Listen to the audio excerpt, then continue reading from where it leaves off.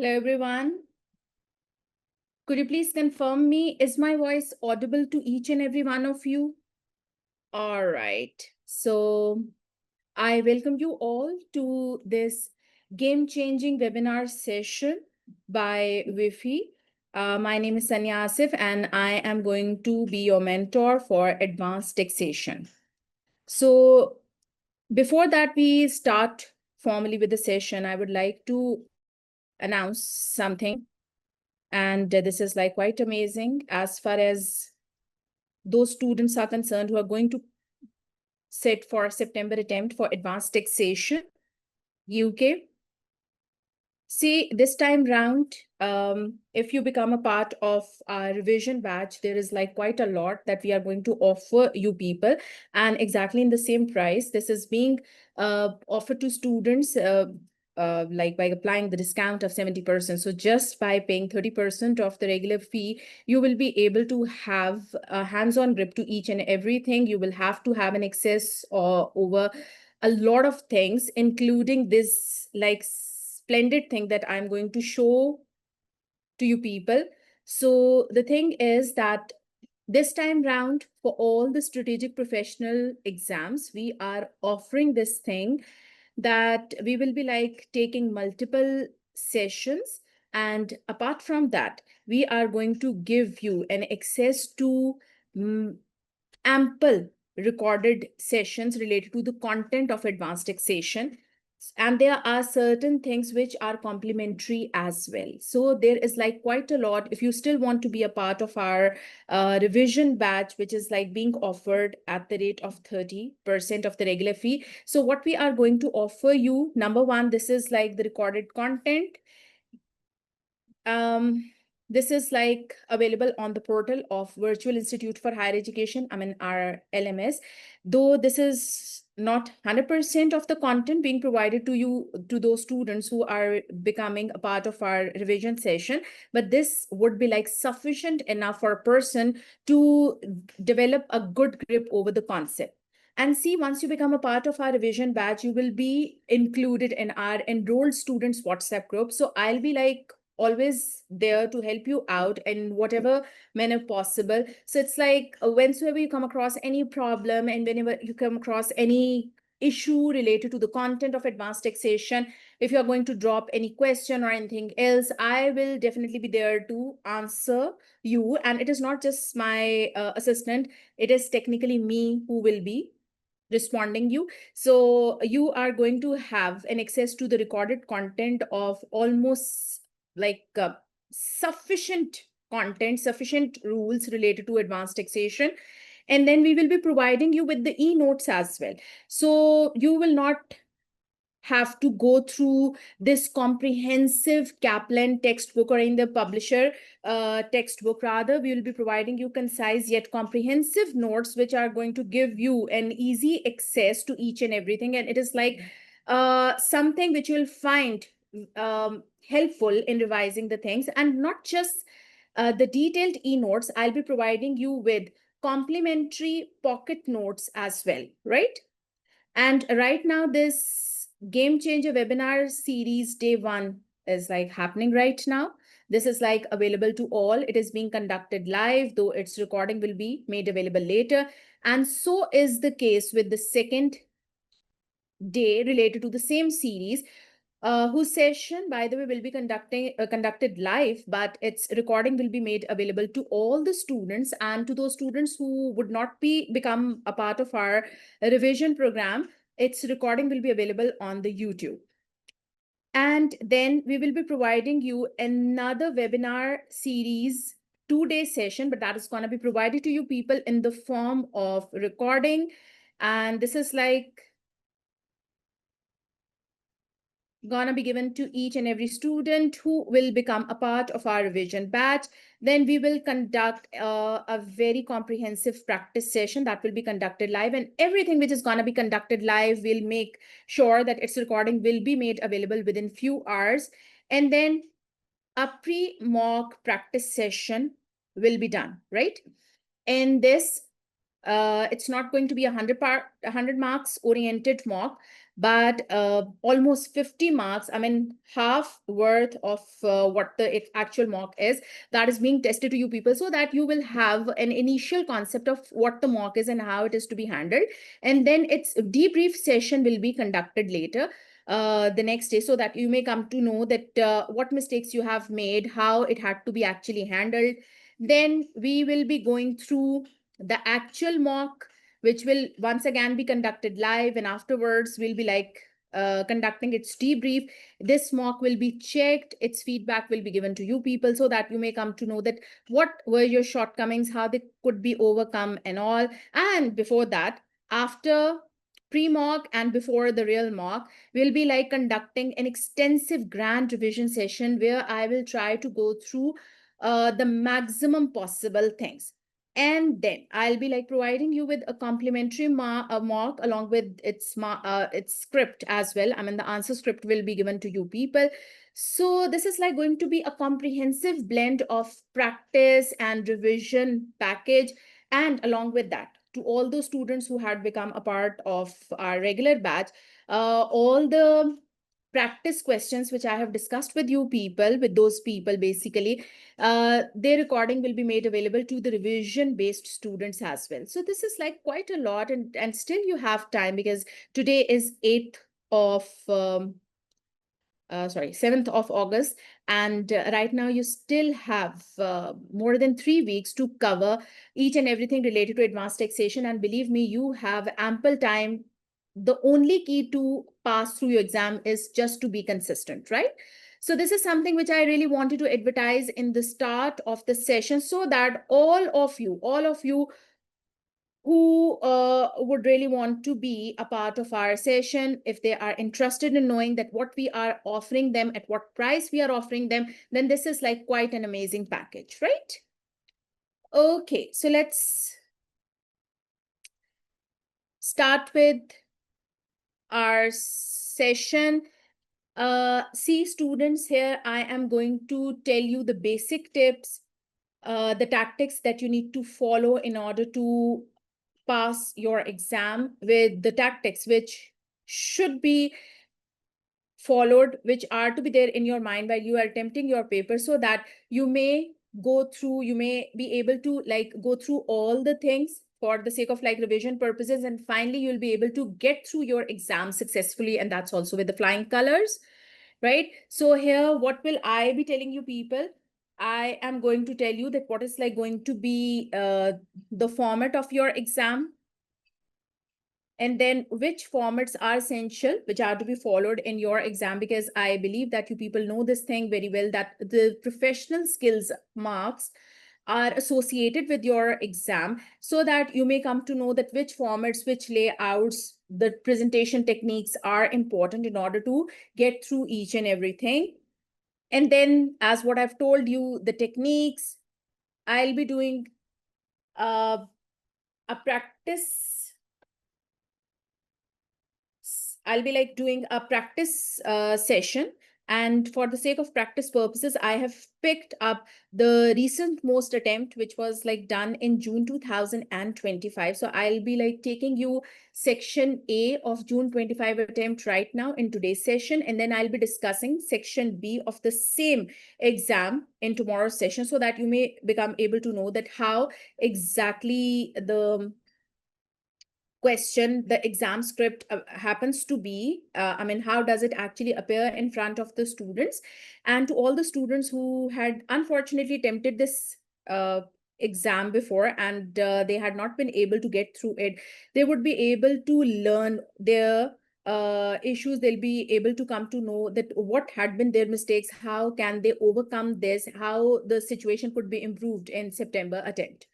And I'll be sharing the list of important questions to be done out of Kaplan exam kit with you people, along with the pocket notes. And by the way, I hope you people are already a part of our global group. Is there anyone in the session who is not yet a part of our global group?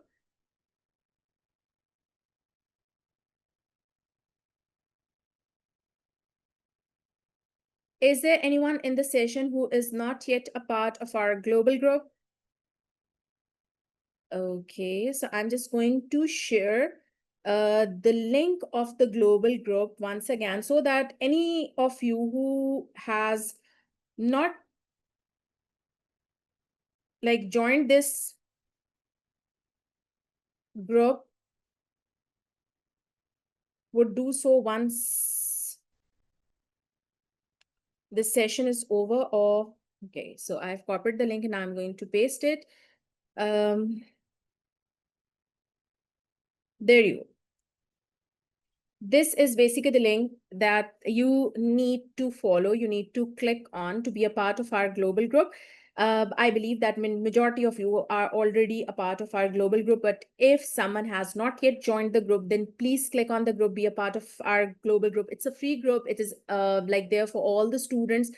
You will find multiple students who are in the same boat, who are going to take their exam in September. And whensoever you come across any problem, you may keep on like dropping your concerns over there, and you'll find multiple fellows who would be there to assist you happily, right? Okay, so in this global group, the list of important questions, the pocket notes, every complimentary material will be shared with you people. Let me just show you that what do I have exactly for you as far as the complimentary material is concerned.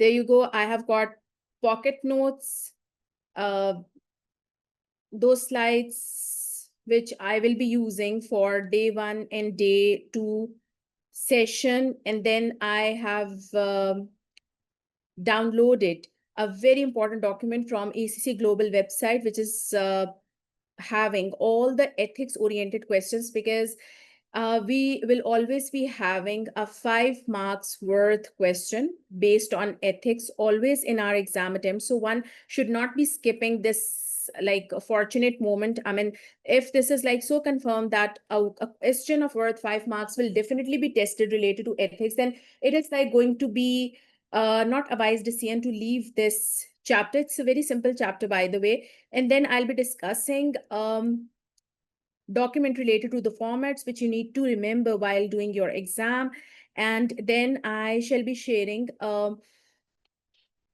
document with you people in which you will be finding maximum important rules. And this is like with respect to the revision of the content related to advanced taxation. And then the most important, the most awaited thing, and that is the list of important questions to be done before appearing in your real exam. And this is like being taken up from Kaplan exam kit. I mean, this is something which I have extracted myself, which I feel these are very important, and they are covering the maximum areas, but these questions could be found in the Kaplan revision kit, right?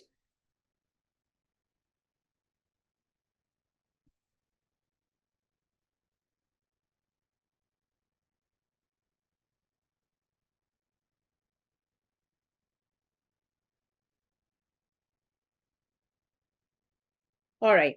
So the thing is, whensoever you come across any problem, you need to drop your query in the dialog box, in the chat box. Unfortunately, I cannot give the option of turning your mics on every time, because this would be like creating a disruption in the session. There's a question, can we get part B questions for practice, especially separate questions on IHT, CGT, and ITC? When it comes to advanced taxation, you will not be finding even a single question which is just based on either income tax, CGT, or IHT. The questions, whether they are related to Section A or Section B, they are always an amalgamation of multiple types of taxes. So maybe in Section B question, the first 2 requirements are related to inheritance tax, and the last requirement is related to income tax, or vice versa. So this is how the question is always a blend of multiple things. But as what I've said, that I have chosen June 2025 exam attempt for practice purposes. And in today's session, I'll be discussing Section A with you people. And in tomorrow's session, I'll be doing Section B with you people. So you will be having an ample opportunity to get to know how the the question related to each and every section will have to be handled, right?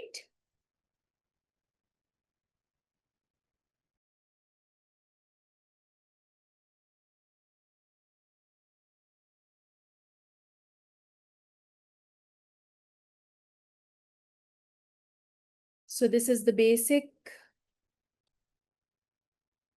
introduction of mine. You can see the WhatsApp number of mine on which you can coordinate with me with respect to anything regarding enrollment or any issue related to advanced taxation. And then I have already shared the link to global group with you people.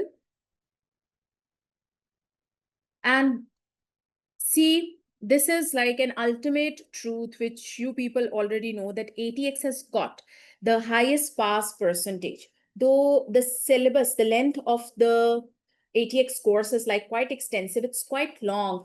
Whenever you start doing advanced taxation, you just keep on thinking that you have to learn a lot of rules, you have to learn a lot of tactics, but in the end, it's all worth doing. I mean, it's unlike the other strategic professional papers where the type of the question could be confusing on the exam day. You will find that the way the questions related to advanced taxation, that exactly remain the same. I mean, there is no confusing statement or obnoxious statement has ever been seen in the last 10 attempts, not even before that, because I've been there in the same stream for over 19 years. So one thing I may say completely, that almost 99% of your paper, which is like obviously almost completely your paper, is like you always find your paper to be like quite familiar to you people. You will not find anything else which is like putting you in trouble, which is intimidating, which might be creating a confusion. You as a student may get confused just because of the fact, of course, like having sleepless nights before appearing in the exam, or might not have covered the ample course. But in the end, one thing which I would like to tell you, that as long as you have covered the course completely, and by taking the proper sleep and doing revision comprehensively, if you appear in your exam, then believe me that you will find your advanced taxation exam to be the simplest exam out of all, and which is why it has got the highest pass percentage. There's a question: it is difficult for me to solve the question, although my concept is clear for IHT, CGT, and IIT. Yes, this is basically the problem with lots of students. If you haven't taken any exam script before, for instance, you have like covered the whole syllabus related to advanced taxation, you might have covered even all the questions related to Kaplan kit, but maybe you haven't taken any test before, any quiz before, you haven't appeared in any mock exam. So you really exactly do not know that does the presentation skill from your side, would it be like creating a significant impact on the mind of like reader, on the mind of the marker.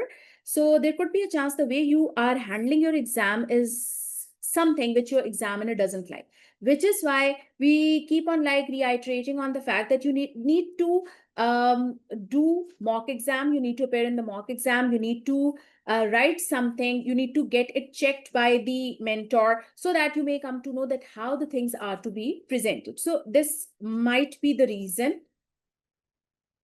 of not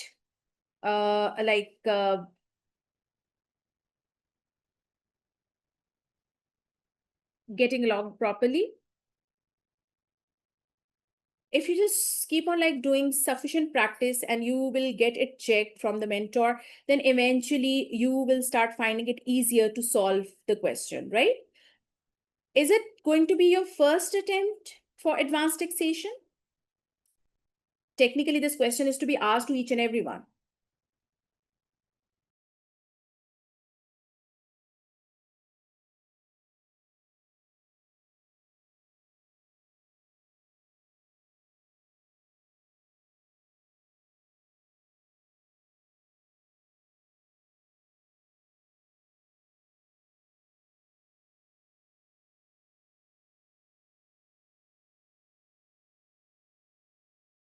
All right, so majority of you are going to appear for the very first time, and that's perfectly fine. See, even if you people had not been able to give your assignments, if you haven't had an opportunity to get your assignment checked so that we may come to know that how had been your presentation skills, even then you still have a time to appear in mock exams, the pre-mock exams, so that you would be able to develop a good grip on how the question has to be read, how the answer has to be plotted, in how much time a certain question has to be handled. I mean, the time handling pressure, that is like something which you can only learn if you just do the practice sufficiently, and not just the kind of practice which you yourself will be doing alone. If you just get it checked at least few of the questions by the mentor, that is like going to be a confidence booster. This is like going to validate of what you are actually preparing. Okay, so generally, why the students fail, what mistakes do they make usually, and what are the solutions to overcome such mistakes? Number one, where they are not completing the entire paper. I mean, the poor time management. See, it is like a very common thing when it comes to advanced taxation. Majority of the students would be complaining in the end that we unfortunately had not been able to cover our exam completely. Either 10 marks part or 5 marks part was like left, and we did not have time to even touch a single line of that. See, this is something which is like creating a bad impression over examiner. And what is basically the tactic of dealing this with this mistake? It is like you really need to have a good practice for maximum questions out of the kit.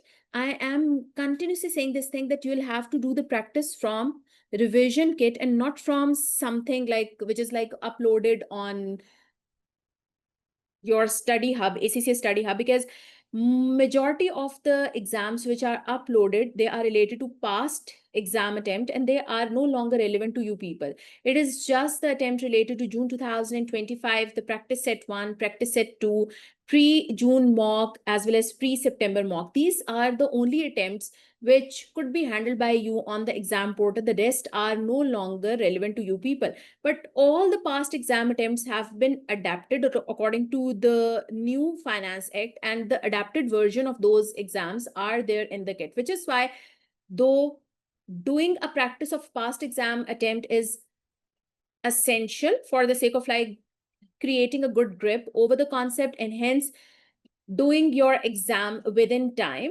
but this practice has to be done from the kit and not from the past exam attempt. And then whenever you will start doing the practice, you need to focus on time management thing. I mean, it's like you will always have to set a timer when you are going to start with a certain requirement of the question, so that every time you'll be able to come to know that in how much time you had been able to complete a certain question. And if you are just like taking a little longer by doing more and more practice, one day will come where you will start completing your answer, compiling your answer within the given mean time, right? And see, obviously our question paper is always a blend of easy and difficult questions. So it is like always recommended to take a start with easier question, because if you take a start with the difficult question, the first thing is why the question is going to be looking as difficult, because there could be a chance that you do not have a grip on that particular topic very well.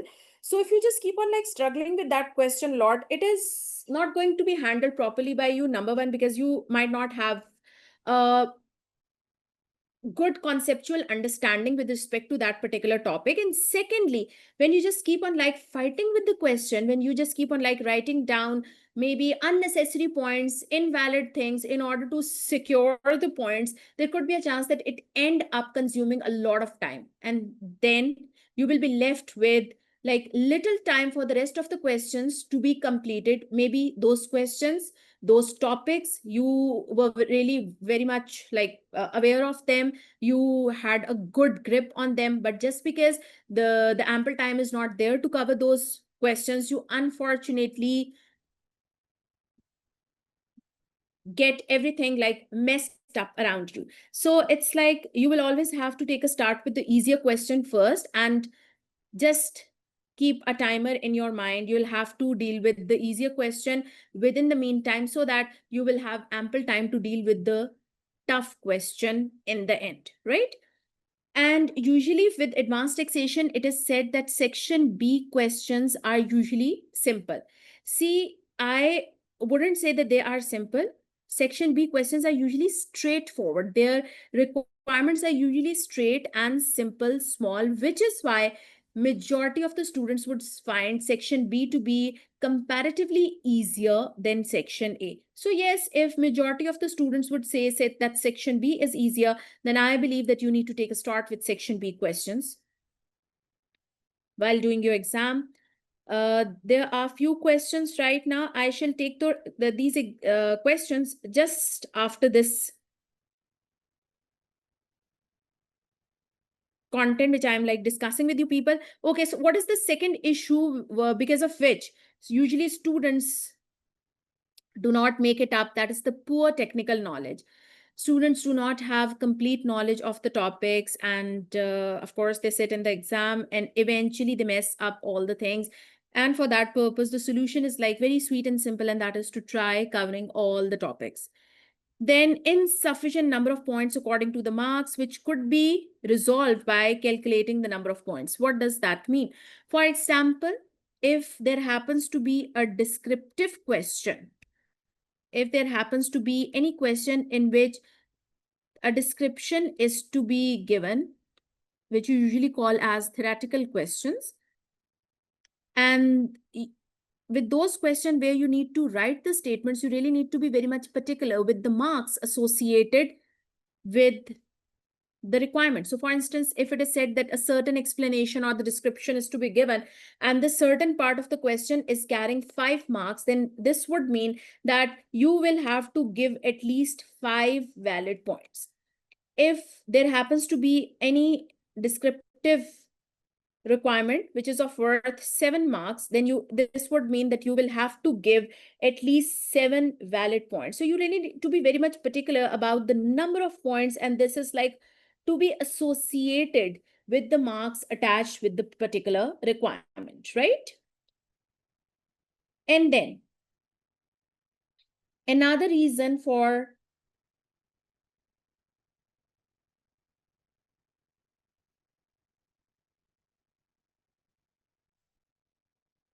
not passing the paper is like students who haven't done enough practice, who haven't taken up mock exam on the CBE portal.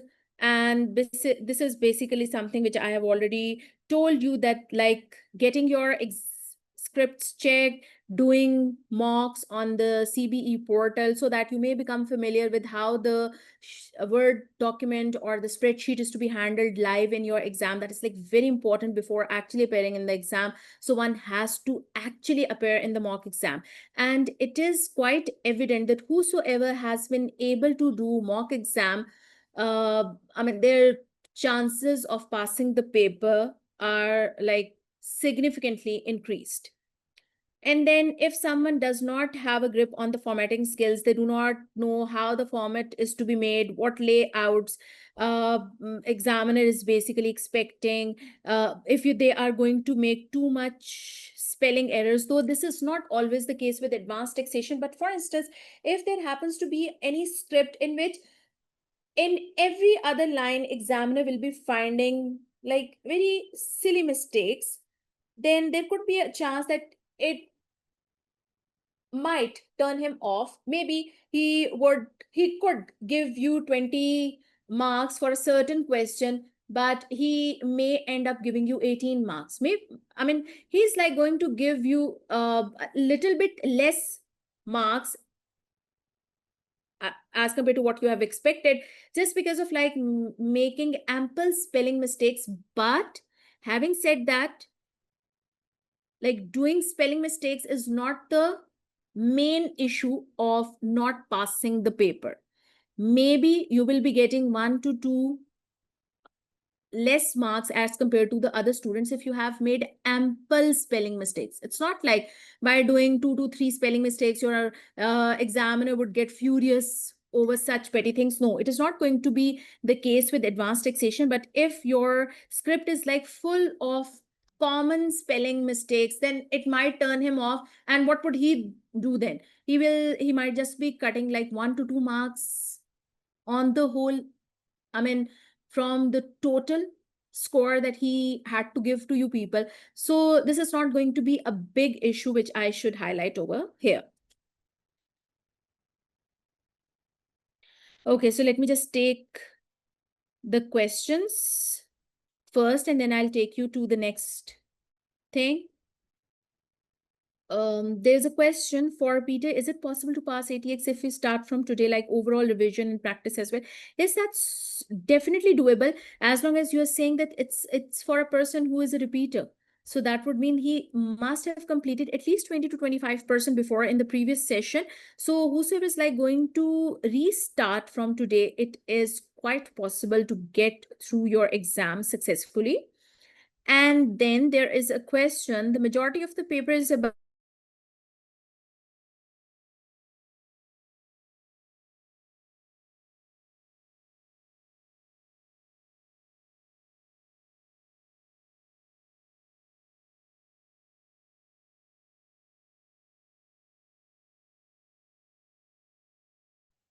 Assalamualaikum.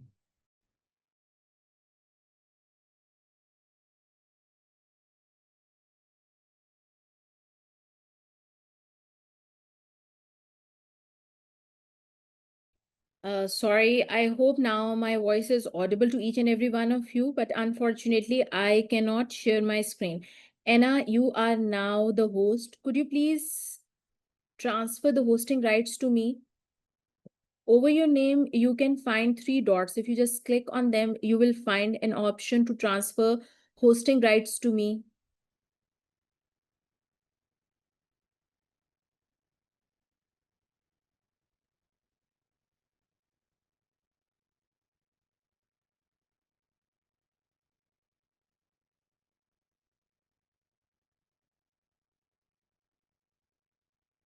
Anna, can you hear me? When you just click on your name, you will find 3 dots, and there you will have an option to transfer hosting rights to me. Can you please do that for me?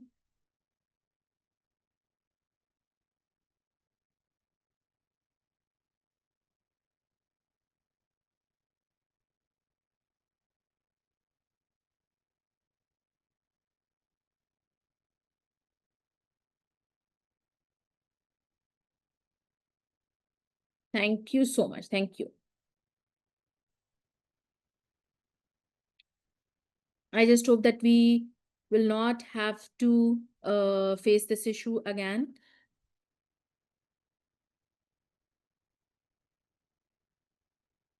All right, so I was just going through your questions. The first question was like, for a person who is a repeater and he's like going to take a start right now for advanced taxation, would it be like possible or not? And my answer is yes, that yes, it is quite doable for a person who is like going to take a start right now, as long as he's going to repeat the things, because I believe that he must have covered 20 to 25% before. So this is like quite doable. Then the next question was,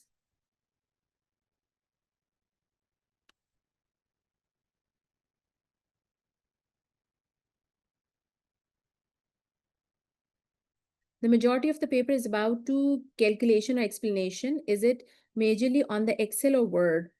See, with advanced taxation, advanced taxation, even if where you are asked to calculate something, your examiner is simultaneously in a mood to get an explanation as well. So you must say it's a kind of calculative based paper, but the major focus is like given on explanatory notes as well. I mean, you really need to have a good grip on both of the things, but it's like you just keep on like writing down a lot of things, a lot of statements. The question is, do we need to start with section A question first or section B? If time management is not proper, then to attempt 50 marks in the last will not be a risk. No, that's not going to be a risk at all. As long as you just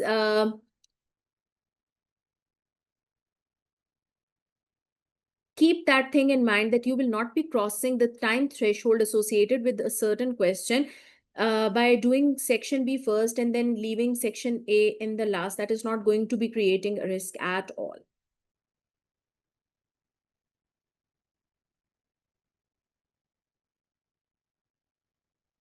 Okay.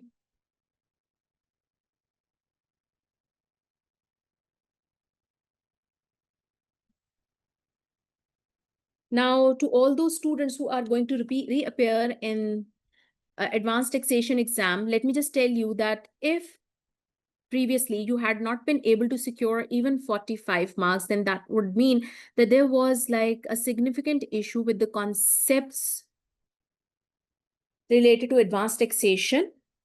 This is the major cause, that your concepts were not clear, you had not covered the content completely, which shows that you had a weak technical knowledge, and there could be a chance that you might not be having like ample time to do the practice in the past, which is why it has led to the situation that you couldn't have been able to secure even 45 marks.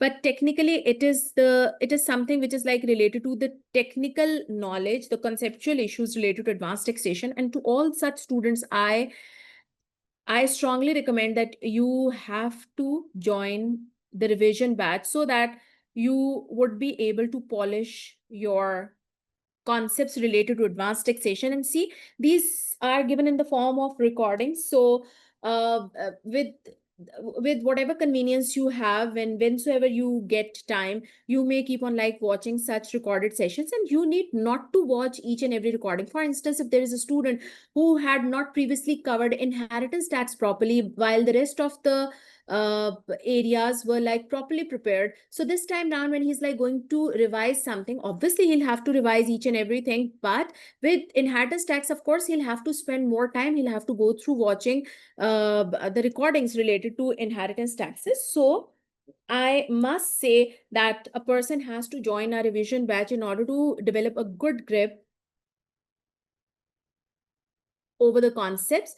But to all those students who had unfortunately failed their exams by securing in between 45 to 49 marks, see, maybe they had not been able to cover their exam properly, maybe they did have a proper knowledge, uh, they might have had enough practice, but maybe they couldn't have been able to attempt the exam properly just because uh, of the time issue. And usually the time management issue arise if you haven't had done sufficient practice. Because for instance, whenever the practice you had done in the past, you had been like really good at doing the questions, but in the end when you have not attempted maximum possible questions, then in the real exam there could be a chance that you just keep on like spending a lot of time in thinking and arranging the things, and it actually leads to a problematic side. And what the problematic side is, obviously like not clearing your exam. And if you are not able to give sufficient response to the question, I mean, if a question which requires an explanation of worth 6 marks, maybe you have given them 4 valid points. So by giving insufficient responses for a certain question, maybe it ends up failing the paper by securing less than 50 marks, but at least securing 45 marks, and by not focusing on the verb properly. Usually the verb thing is like associated with section A as well as section B, and I will tell you what this issue is. But to all of my students who had been a part of my regular batch, they do know this thing, that whensoever I read any requirement, I always say that how many verbs, how many tasks are given in the requirement. And for instance, if it is said that you need to calculate something and you need to analyze something, if you just do the calculation and do not analyze in the end, then technically, without having ample knowledge of the rule without doing the whole thing on your answer script, answer spreadsheet or Word document, you might end up giving insufficient response to the examiner. And these are basically considered to be not wise things to be done in any exam. And this basically becomes a reason for a student to secure in between 45 to 49 marks. Though for those students, I do not say that you will have to join the revision batch, because it suggests that you have ample knowledge, you have good grip over the concepts of advanced taxation, but it shows that you really need to do mock practice, you really need to do practice, you really need to learn how the exam has to be completed in the meantime.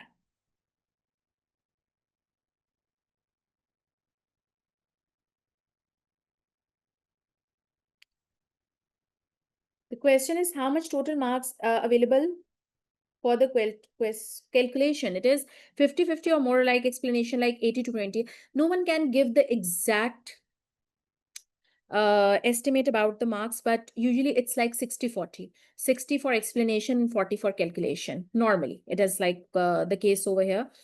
There's a statement that failed at 47 marks, attempted 85 marks. See, you attempted 15 more marks, you must have definitely crossed this barrier, you must have definitely passed your exam. But well, you still have a chance. It shows that your concept is like good enough to get through the paper. Okay, so now the time has come to take you people to ACCA CBE platform and see, when I'll be like doing a practice of section A question, here we really need to keep in mind that a certain communication mode is required. Your examiner may either ask you to draft a report, he may ask you to make notes, or he may ask you to make a memorandum. So you really need to be very careful that what kind of communication mode is basically asked in this regard.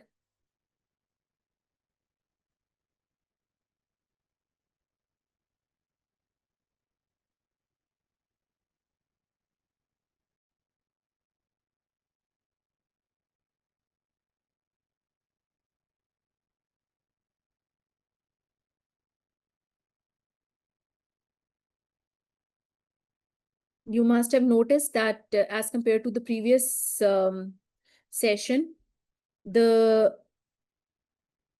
preface of your ACCA website has been changed as well. Okay, so I'm just going to take a start with the exam, and I have chosen June 2025 exam attempt for this purpose.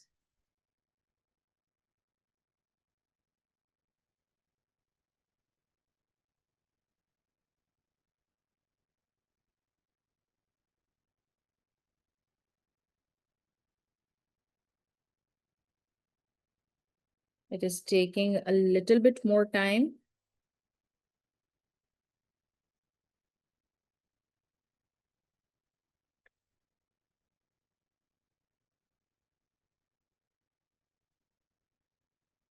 Just give me a minute.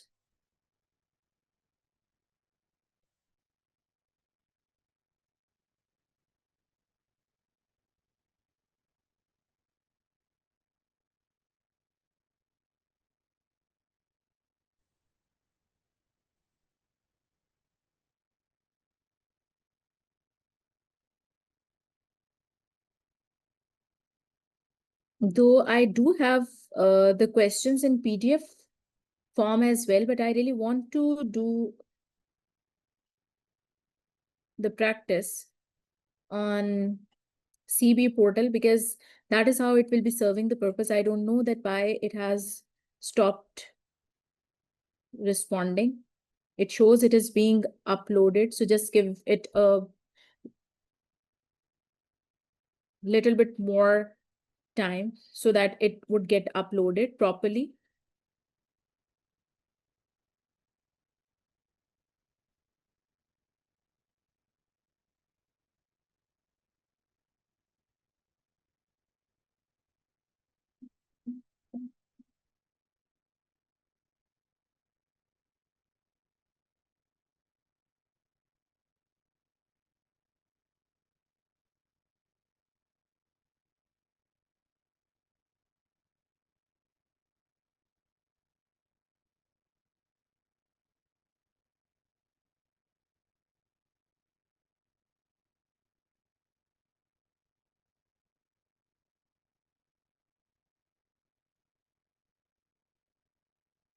There's a question. Currently, my course is still remaining like VAT and corporation tax. Can I be able to solve the questions on CBE platform? Yes.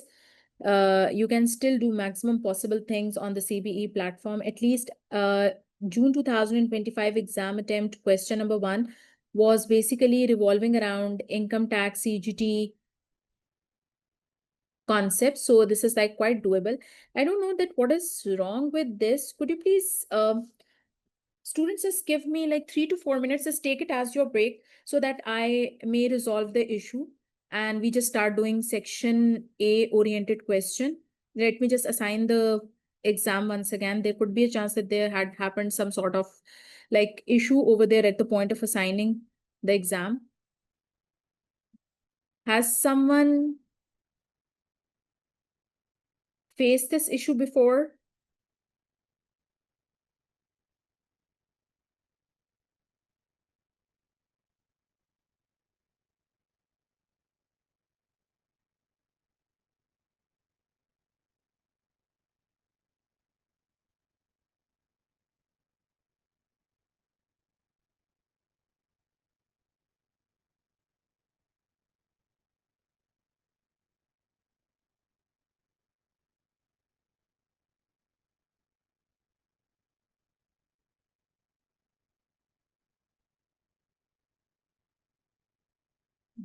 Says it's been already assigned, so technically we shouldn't have any problem. I have refreshed it multiple times.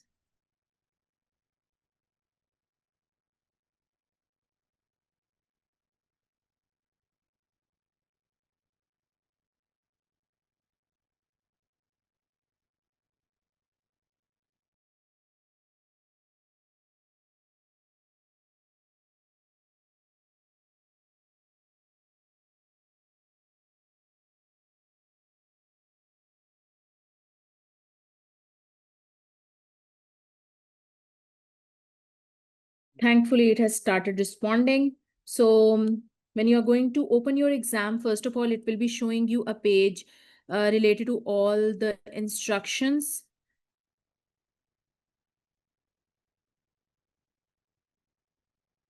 Which I believe that you people already know.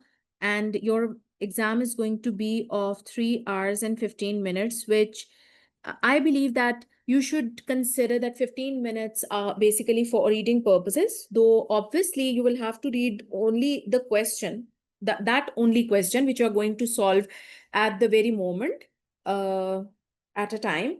I mean, first on the rule of first thing first, you will be like, only reading the particular question which you aim to solve first. But if you just leave 15 minutes altogether for reading purposes, then you'll have 3 hours for the sake of attempting your exam, which would mean that for the sake of like securing each and every point, you will have 1.8 minutes. So the standard is 1.8 minutes, but you may take a leeway of 1.8 to 1.95 minutes to secure a single point. But if you just go beyond that, then of course, the things will be like quite tricky in the end.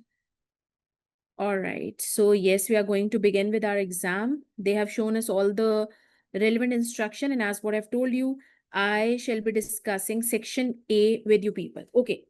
So now students, just consider one thing, that you in section A, on the right hand side, you will be having a background related to the question, and on the left hand side, you will be expecting multiple exhibits when it comes to section A. There could be 3 exhibits, there could be 4 exhibits, there could be 5 exhibits here. How many exhibits you can see? These are 4 exhibits, right? So that would mean that the last exhibit will be showing you the requirements related to the question. So exhibit 1, I will be showing you exhibit 1. You will have to read it out. Then I'll show you exhibit 2. Then I'll be showing you exhibit 3. But exhibit 4 is something in which the requirement related to all these questions will be mentioned. So within the body of the question, you will find the requirements, right? Okay. So let's first read out the background of this question, then I'll take you to these exhibits one by one.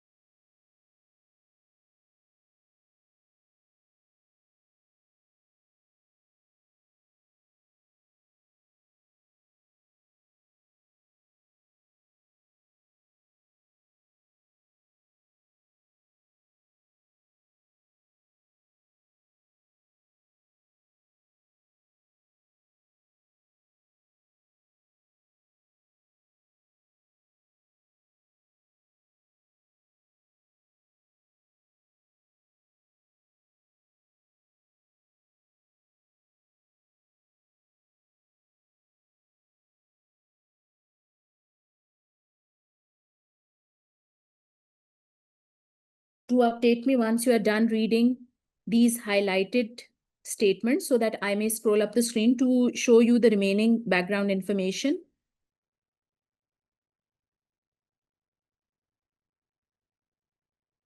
All right. So let's have a look at the rest of the information related to the same background story. And then one by one, I'll be showing you the exhibits.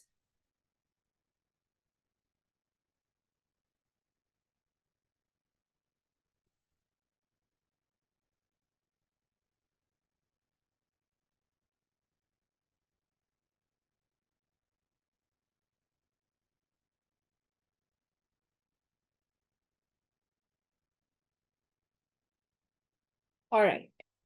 So now I am going to take you to the first exhibit.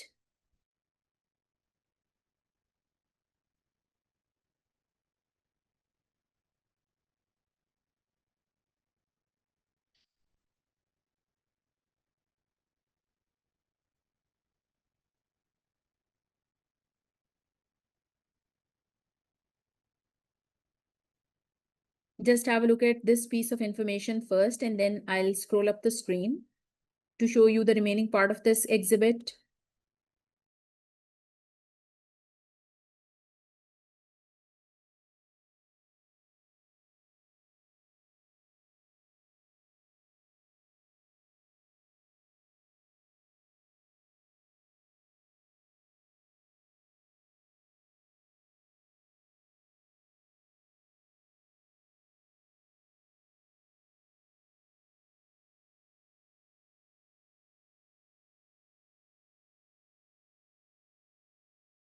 I hope that you have covered this portion of the question as well. Is that so? All right. So now I'll be taking you to the second exhibit of the question. And see, if you say that you should start like handling the requirement of the question first, and you'll be going through the exhibits like side by side, then it is not a wise idea, because you always need to have a general understanding of the question first before you start reading the requirement of the question.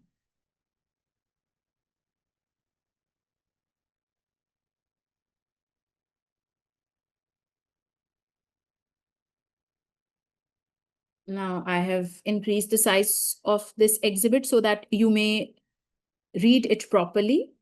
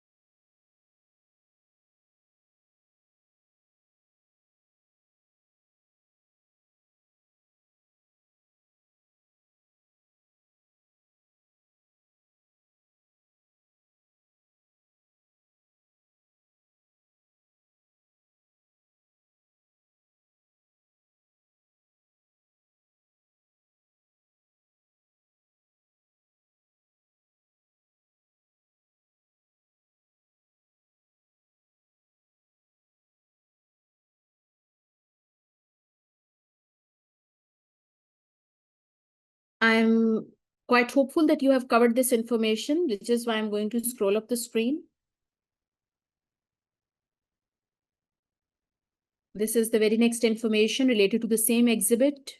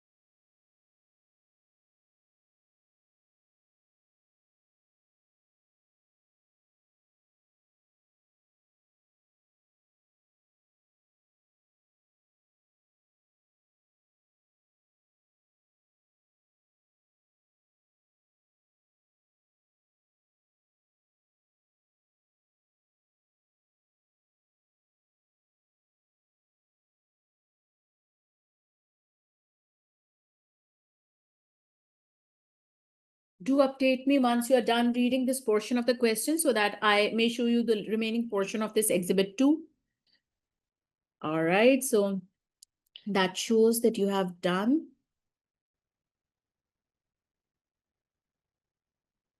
Okay, here you go. A little portion of this exhibit, a little leftover portion of this exhibit is right there in front of you.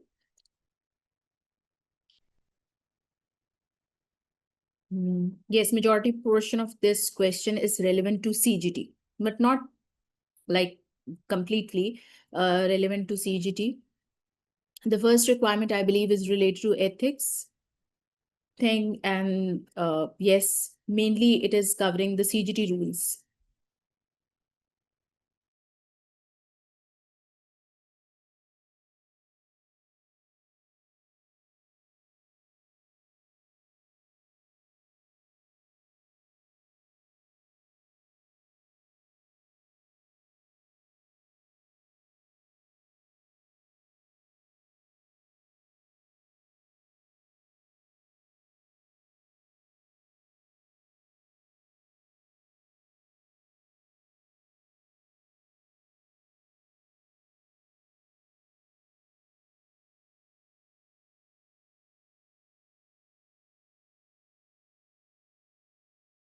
Now I am going to take you to Exhibit 3.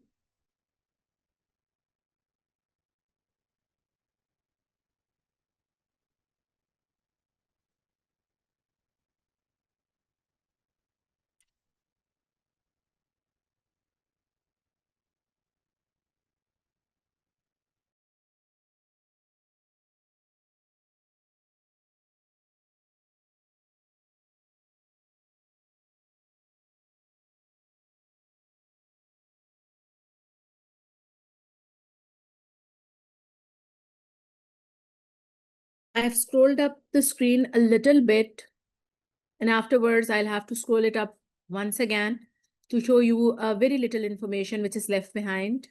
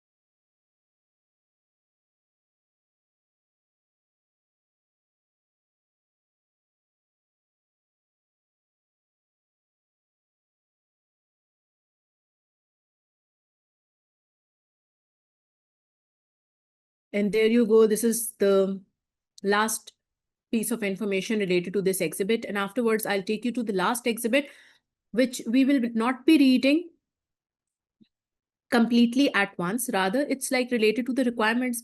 And one by one, we'll be like reading the requirement and covering them.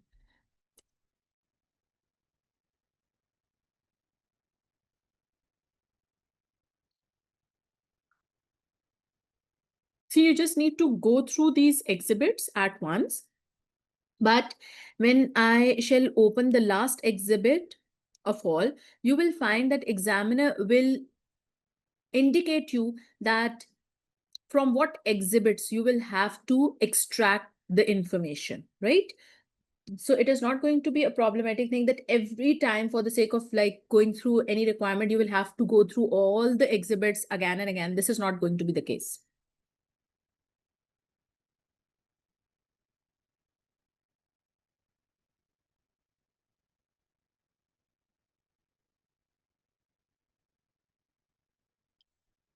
Is everybody done reading the exhibit completely? All right. So here comes the last of all exhibits, which I have told you that with section A, it does contain the requirements. You really need to be very particular while going through the requirements and deal one thing first, right? So it says that this is the extract from an email from your manager dated 1st of August 2025. Please carry out the following work. Becoming tax advisors to CLO. Exhibit 1. So they are exactly specifically telling you that in which exhibit you may find the relevant piece of information. So when you are going to answer this part of the question, you need not to open either exhibit 2 or exhibit 3. It says that Chloe and Tyrell will attend meetings with us together and will each have access to all of the advice we provide. Consequently, I can confirm that there is no need for you to consider any possible confidentiality issues between them. Okay, so send me an email. See what kind of communication mode your examiner is requiring. He's asking you to write an email. And I hope you know it pretty well that how the format of an email would look like. It's like you will have to send the name of the sender, from, to, the subject and date. So these are the formal things which are to be mentioned in the start of an email. And what do we basically be writing in this email? The behavior required for ACCA members in order to comply with the fundamental principles of objectivity and confidentiality, and in relation to becoming tax advisors to clear any potential threats to the fundamental principles of objectivity and confidentiality and the safeguards which should be put in place. This part of the question is carrying 5 marks, and you must have assessed properly that this part of the question is related to the ethical dilemmas, ethical concerns of advanced taxation. See, in your syllabus of advanced taxation, it's a very simple and short chapter related to ethics, and one should not do this kind of grave mistake of not going through this chapter properly. You will have to read the whole chapter properly. You need to understand it, because it is confirmed that section A 5 marks worth part would definitely be covering ethical concerns. So it is like an easy thing to grab. Okay, so let's open exhibit 1 so that if anything is like skip from your mind, you can recheck it once again. So it's like what they are exactly asking.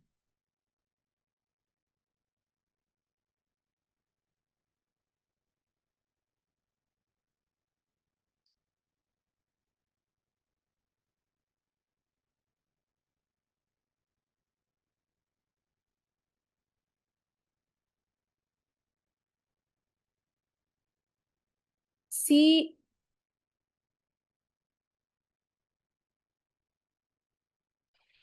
where the Chloe is currently working.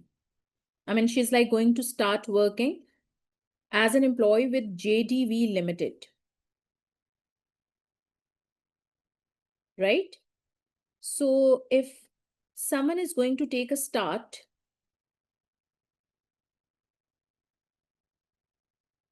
working in a company who is already a client of our firm, I mean to say, we are basically acting as tax advisors for JDV Limited already.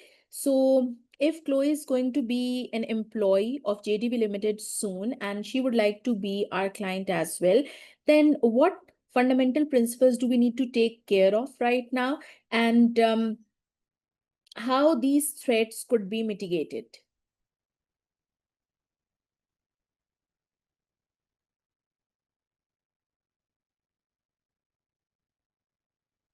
See, first of all, the task is, the verb is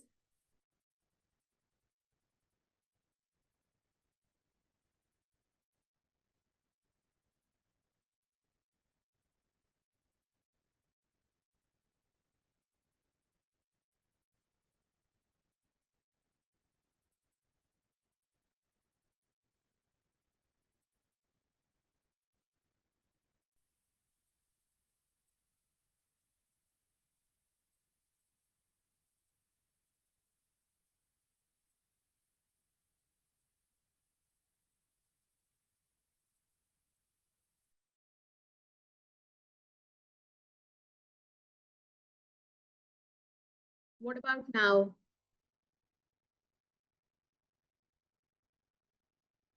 Can you all listen to me? Okay, I have removed the mic and now things are working. See, this is not a good sign, right? Okay, so at what point actually you stopped listening to me? Did you listen to what I said while writing down this like professional code of ethics? No?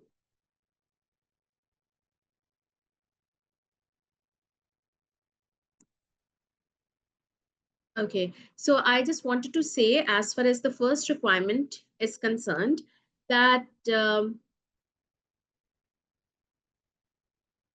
we had to focus on the behavior of ACCA members in order to comply with the fundamental principles of objectivity and confidentiality. And I was just telling you people that if a person would like to be a professional, just like how tax advisory service would be actually executing their services, there are 5 attributes which a person has to accomplish, which a person has to achieve. These attributes are to be there in a person to become a professional. So he needs to be objective towards his task. He needs to have a professional competence. His behavior needs to be professional. He needs to show integrity, and he needs to keep all the data confidential. The one client's data cannot be disclosed with others. Now,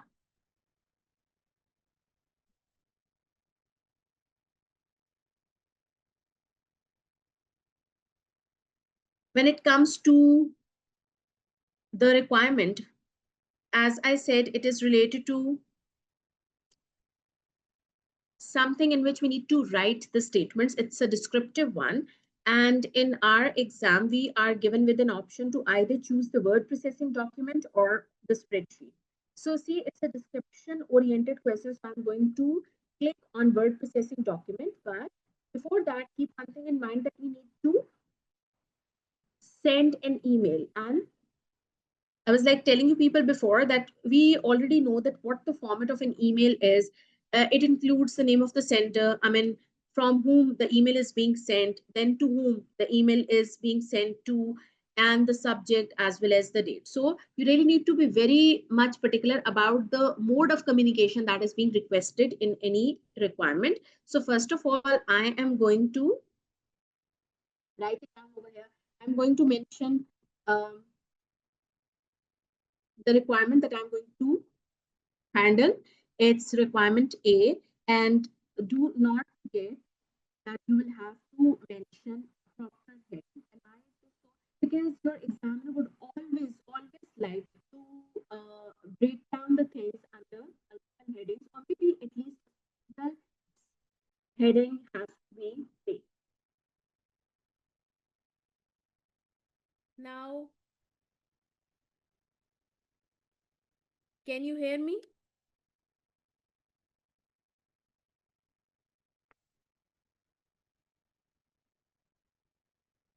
Can you people hear me? Okay, my voice is low.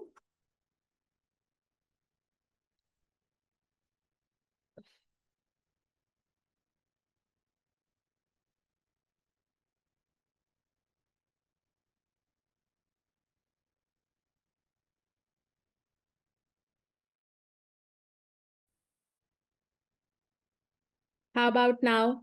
Is it going fine? All right. I just wish that things would remain working in an appropriate way. Okay, so I'm going to put a heading and you need not to forget this thing. Okay, and there is one more thing in order to save your time. See, this is basically, I think this has to be the heading. So I have clicked on it and I'm going to click on Control and C, which is the short keys, which are the short keys for copying something. And now I'm going to word processing document and I am going to use the short keys Control and V. So it says send me an email setting out the following. So this is basically the task I am, if I really want to convert it into the heading, I will be deleting the unnecessary statements. And this is how I end up saving a lot of time.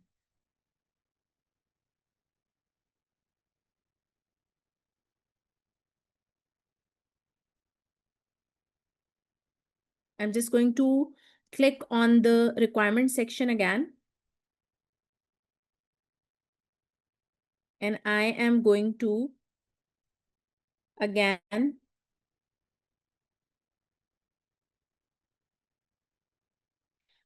going to be a part of my heading. So email setting out the behavior required of ACCA members. I believe that this requirement, this sort of heading is perfect. I'm just going to turn it into bold statement so that it actually looks like a heading. But if you find that there has to be like some other way of heading, then it is like totally up to you. The heading has to be there, which is like somehow relevant connected to the scenario. But it is like totally of your choice that what kind of heading you would like to put. Okay, so from whom this email is being sent to, you are the tax senior, as what listed in the content of the question, and then to whom it is being set as it is the tax manager who is demanding the email to be sent. And then, of course, it's a very pivotal part of an email that the subject has to be mentioned. And what the subject is, it is like the subject is to becoming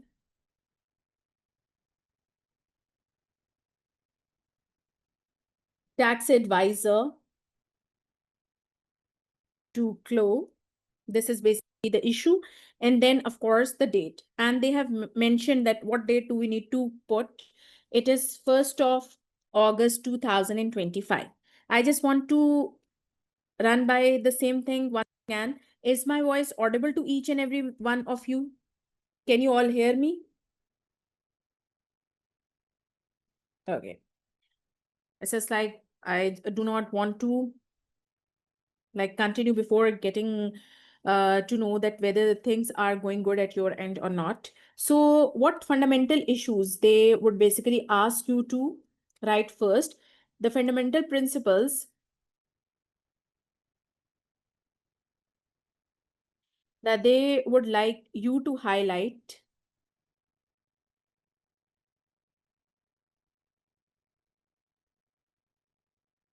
is basically the one related to objectivity, and other one is confidentiality, right? Okay, so this is basically the general statement they are required. Let's have a look at the requirement once again. What did they say?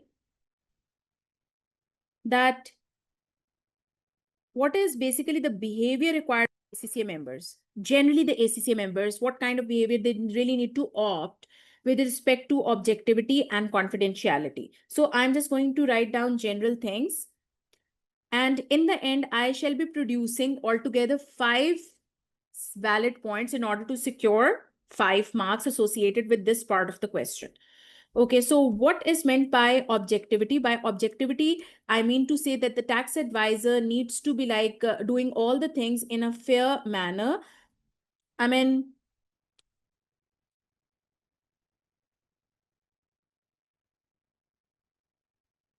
by not being biased towards any person, he'll be like passing any comment, he'll be like doing the treatment. So whatever the advice ACCA members should be given to their clients,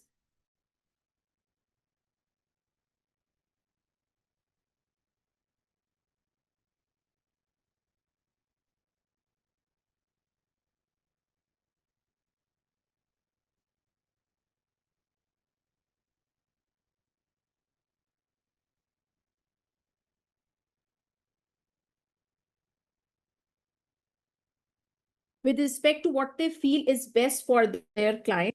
It is not like influenced by any of the statements or any of the circumstances. I mean, they are going to give a clear cut and unbiased and a very honest opinion, a very honest advice. So they should give advice to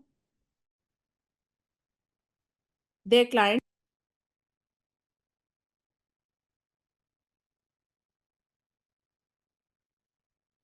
which is an honest one, the one which is not biased or influenced, right? And what is the second general behavior an ACCA member needs to show with respect to confidentiality? I mean, just really need to know what generally is meant by confidentiality, that whatsoever the information an ACCA member, an ACCA advisor has acquired for any client, that needs not to be disclosed without their information to any other third party, right?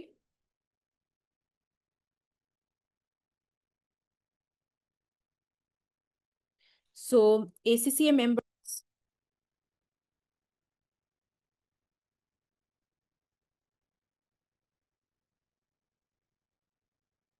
should not disclose any information related to their clients with others without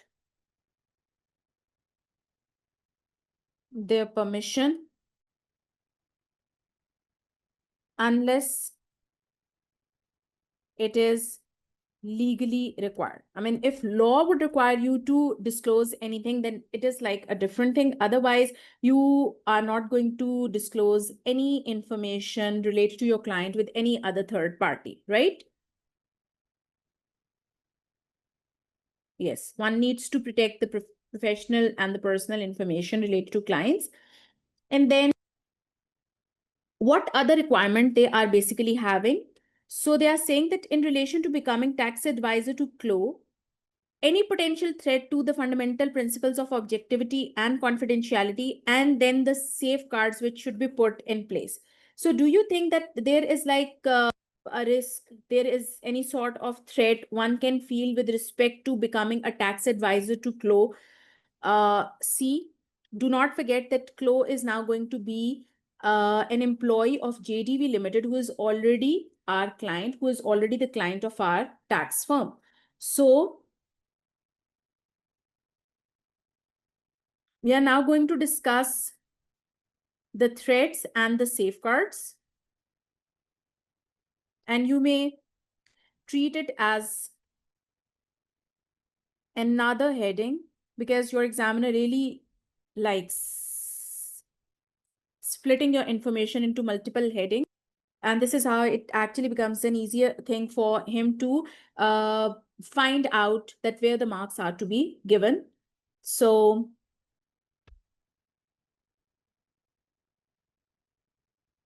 providing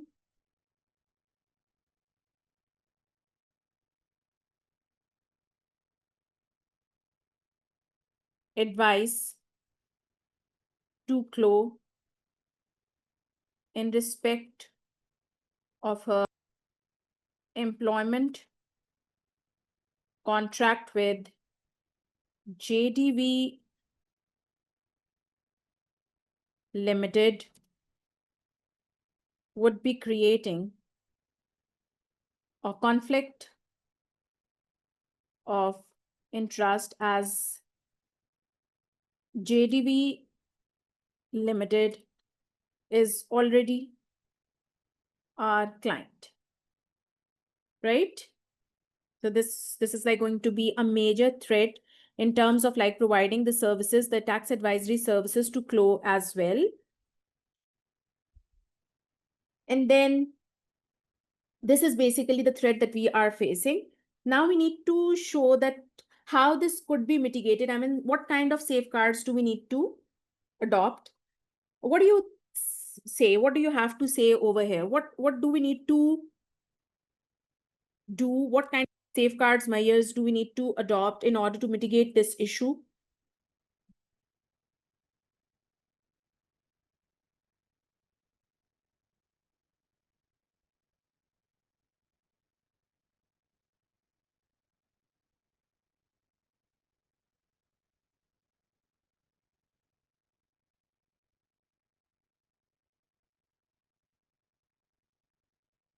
Yes, we shall be hiring different team members for them. So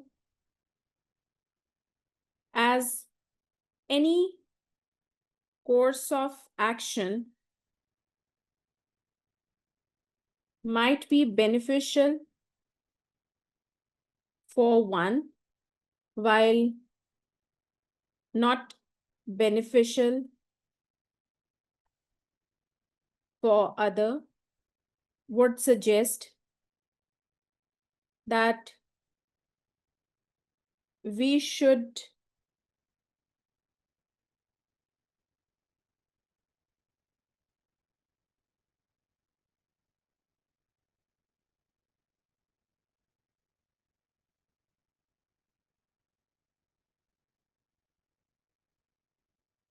point out the potential threat to both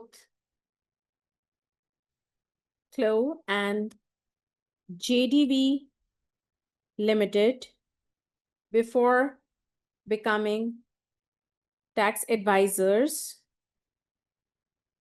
for Chloe. And secondly, and to a point, as what you have said, the separate teams responsible for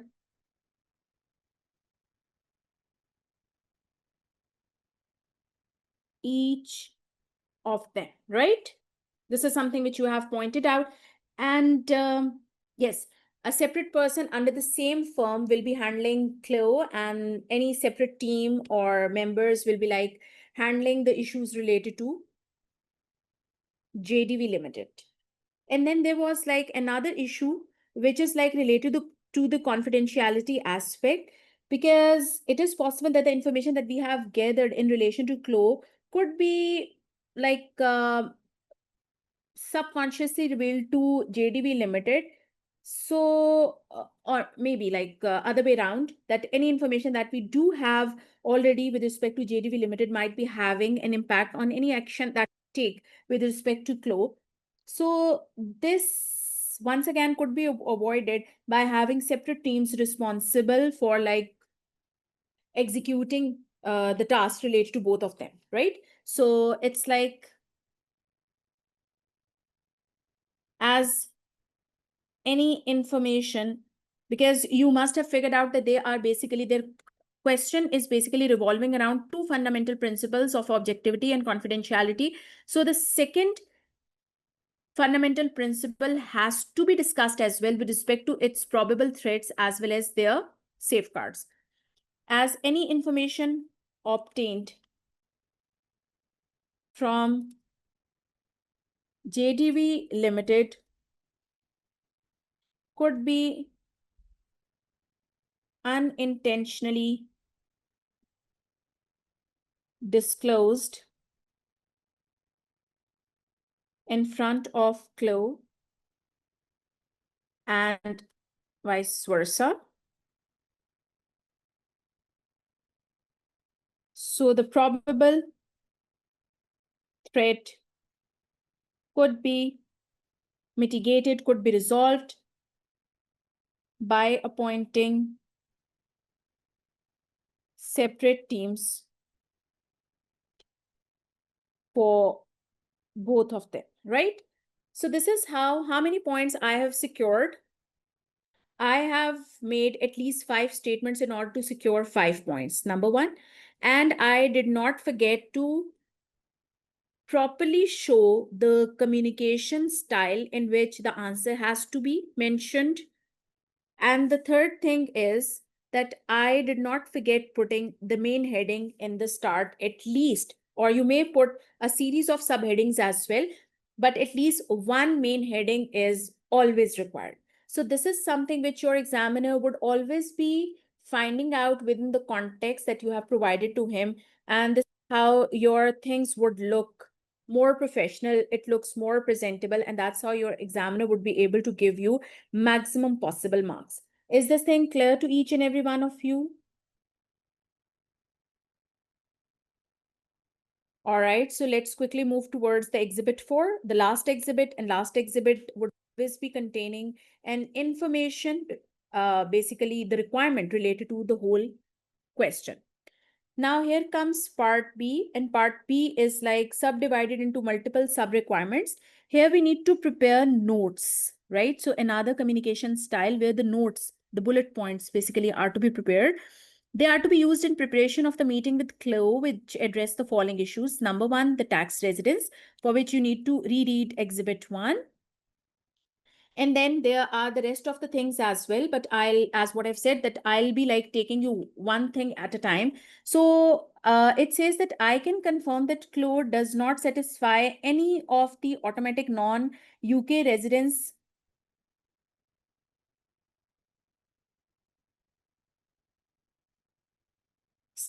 tests or the automatic UK tax residence test in relation to her only home being in the UK. With that in mind, explain, right? So these 3 things are to be there at the back of the mind, and what the verb is, what the task is, you need to explain. And for the sake of explanation, of course, you'll have to click on the word processing document. Why Chloe will become UK tax resident on 1st of November 2025. And this part of the question is carrying 4 marks. So all you need to do is that you'll have to produce 4 valid points, 4 valid statements in order to secure these marks. And the heading has to be there, and mode of communication is now changed. Now you need to prepare notes. I'm just going to click on the word processing document because obviously here I shall be giving an information in terms of explanation. So it is B1, and whatever the heading you find appropriate, you are totally welcome to write it over, but it has to be somehow linked with the situation. So it's like, I may say, if you just look at the other requirements of part B, it is like multiple issues that she is facing for which she would require our assistance, our advice. So I think the main heading should be like her multiple tax affairs, or maybe Chloe's personal tax affairs, multiple tasks to be done by Chloe. So anything which is like, which could be like taken as a main heading, which is covering all the sub requirements with respect to requirement B, is to be written, is to be typed. So it's like close personal tax affairs, right? And considering it's a heading, so I should turn it into the bold statement so that it becomes peculiar and your examiner may find it out quite quickly. So how the notes are to be prepared, it's like you need to mention that for whom this is like being made, what's the name of your client, what's the name of your subject, who is preparing it, the date and all. Okay, so it's like, for instance, if I am your teacher, I have to make something for you, I always allocate a folder to my, on my system. Just like as I knew that I had to take a webinar session right now, I had already made a folder, which I showed you in the start that it does contain the revision things for all of you. So technically, whenever the requirement of the question would say that you need to make notes, that means that you are making a folder for your own sake so that you may share it later whenever you will be having a meeting with the client, as like how I'm having a meeting with you people right now, particular client. So what I am going to do, I am going to show that for, and in front of for, you will always be mentioning client file. This is basically the name of the folder that you will always be mentioning, and then the name of the client, because when you open the folder, then you come to know the name of the client is, Chloe, right? And then you need to mention the subject, as she's inquisitive about multiple tax affairs that she's having. So it's like her personal tax affairs, and then who has prepared it. Or you may simply say from. This could be the heading, but usually in case of notes, as there is someone who is making this folder for their client for future meetings, for future reference purposes. So normally the word that we use is the person who is preparing it. And who is preparing it right now? It is the tax advisor. This is the simple term that you can use. But here in this question, you are being considered as a tax senior. So it is like probably going to be the more appropriate statement. And then of course, do not forget to mention the date. And they have mentioned the date right in the start of the question. It is like 1st of August 2025. Okay, so now the thing is that which requirement, which exhibit is like important for the sake of answering this requirement. They said exhibit 1. So let's have a look at exhibit 1. See, it is said that Chloe doesn't own a house in the UK, and from 1st of November 25, will either rent a property or live in a house which will be provided by Chloe by JTV Limited. And before that, what used to be the case, it says that Chloe and Tyrell, they had always been UK resident until 1st of July 23, when they left UK to go traveling, and they've been traveling overseas continuously since that date. And then on 1st of November, they will return to UK, and they are gonna be UK resident again, and they will stay in the UK for the remainder of the tax year 25-26, such that they will spend only 156 days in this tax year. And in the tax year 25-26, neither of them will have satisfied any of the UK ties prior to 1st of November 25.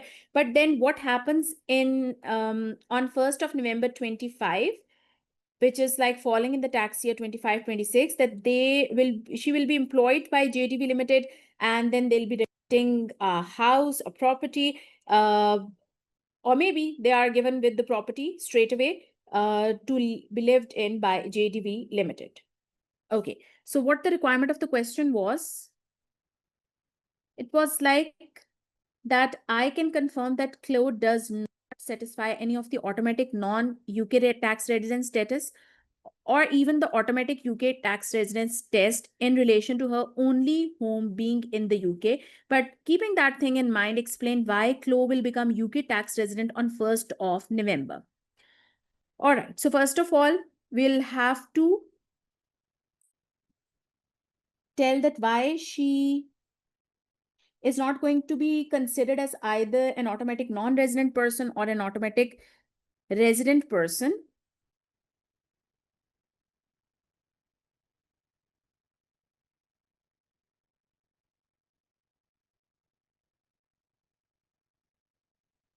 So this is like going to be their tax resident status.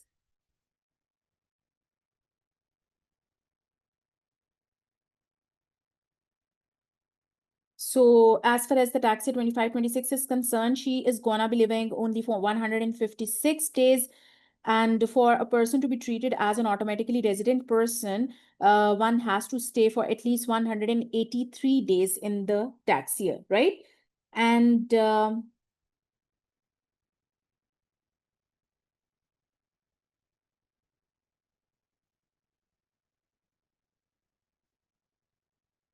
then there happens to be a different thing where she'll be having a property to live in on 1st of November 25, for which I'm just going to discuss the relevant point later. So in the tax year 25-26, Chloe will not be satisfying the 183 days automatic UK resident test. But what do you need to say? Do you think that there is like some other way of like judging a person to be treated as an automatically resident person apart from like living in UK for 183 days? Are there any other thing as are there any other situations as well?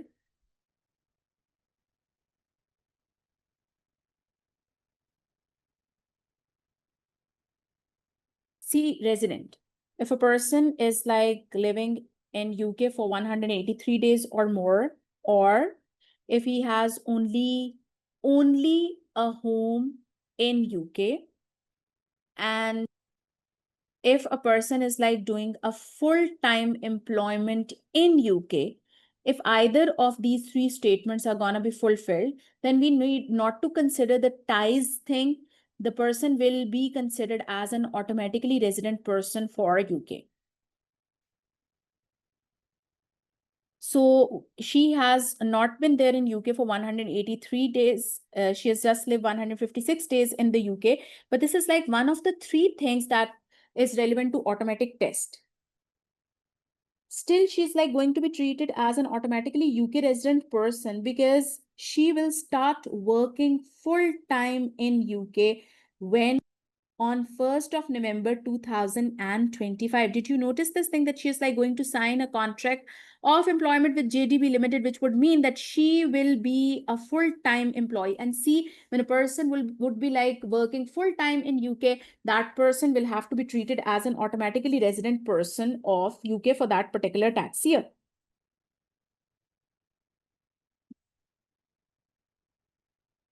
She will be automatically treated as a UK resident person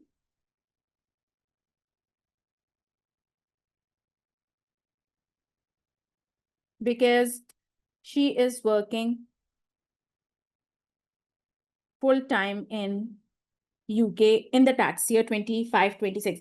But the problem is that she had not been working full-time as a full-time person for the whole of the tax year. Rather, she has started doing her employment on 1st of November 26. So what is your opinion? Do I need to consider her as a resident person for the whole of the tax year, or do I need to apply split year basis? I mean, she needs not to be treated as a resident person for the whole of the year. Rather, the date on which she actually started doing working for full time, from that date onwards, she'll be treated as a UK resident person. What is your opinion about this? There is a statement, but how many ties of 5 and days in UK will not be considered. See, if a person is like going to satisfy either of the automatic test, then we need not to apply this sufficient ties test. So first of all, we'll need to apply the concept of automatic non-residence test. If a person would be fulfilling automatic non-residence test, then we will not be even considering the automatic residence test and neither the ties thing. But if a person is not fulfilling the automatic non-UK test, then we will come to automatic UK test. If it is fulfilled, then we will not move further to ties thing.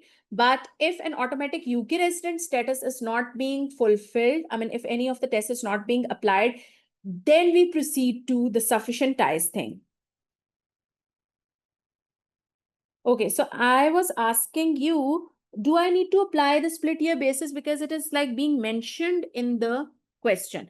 It says that why she will be a UK resident, tax resident on 1st of November 25.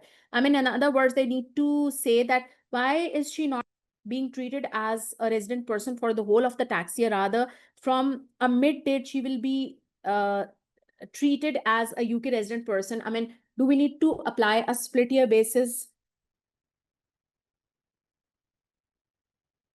Okay, just tell me an answer of a question. Yes, we need to apply split year basis, but was she a resident in the previous year? Was she a tax resident person in the previous year?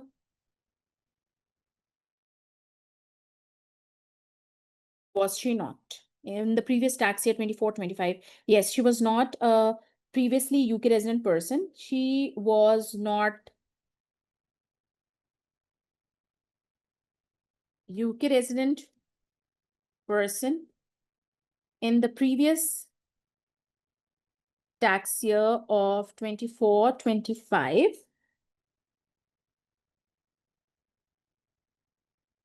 And she has become resident in the tax year 25-26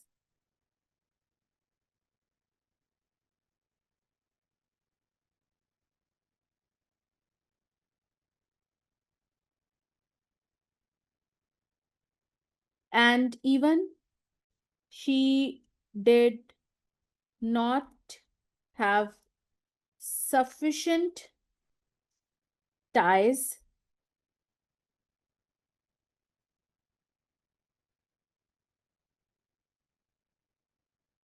previously prior to her return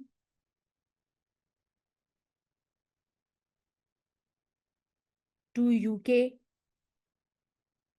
to be treated as UK resident person. I mean, neither she was an automatically resident person, nor she was like fulfilling any of the sufficient ties test before. And now in this year, she's like going to be the resident person.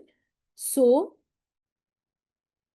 she will be like treated as a UK resident person from the date when she begins working with JDV Limited as full-time employee. So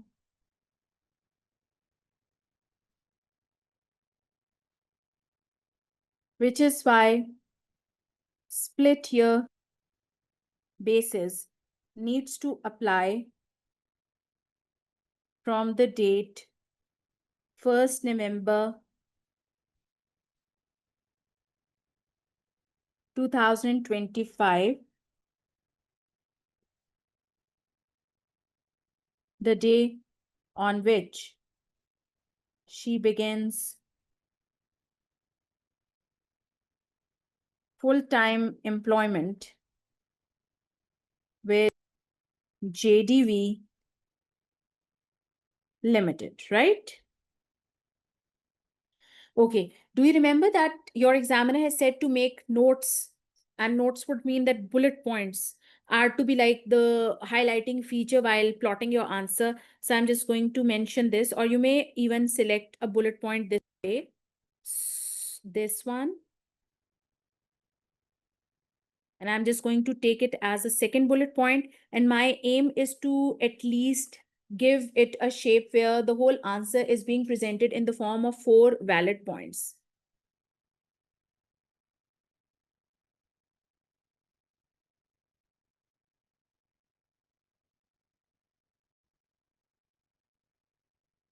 Or you may like take it to even 5 points, but at least 4 points are to be there in order to cover 4 marks. Is this thing clear? See, again, I did present the heading. I did mention the way the notes are to be presented, and then I plotted an ample content to cover 4 marks. Is this thing clear to each and every one of you?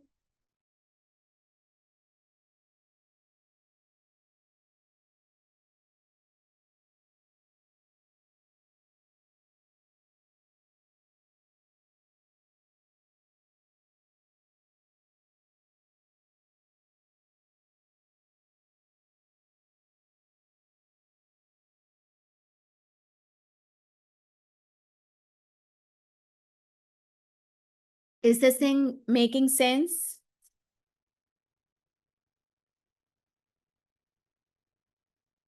There's a question for split year basis. There are 3 or 4 points if he fulfills like dependent bond in UK.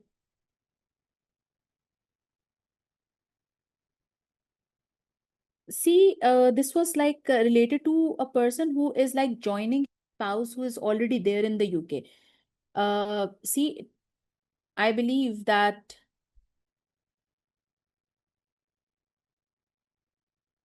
Tyrell and Chloe are going to do everything together. It's not like that Tyrell has already come to UK before and she is now on her way to join him. So for that case, the extra points could also be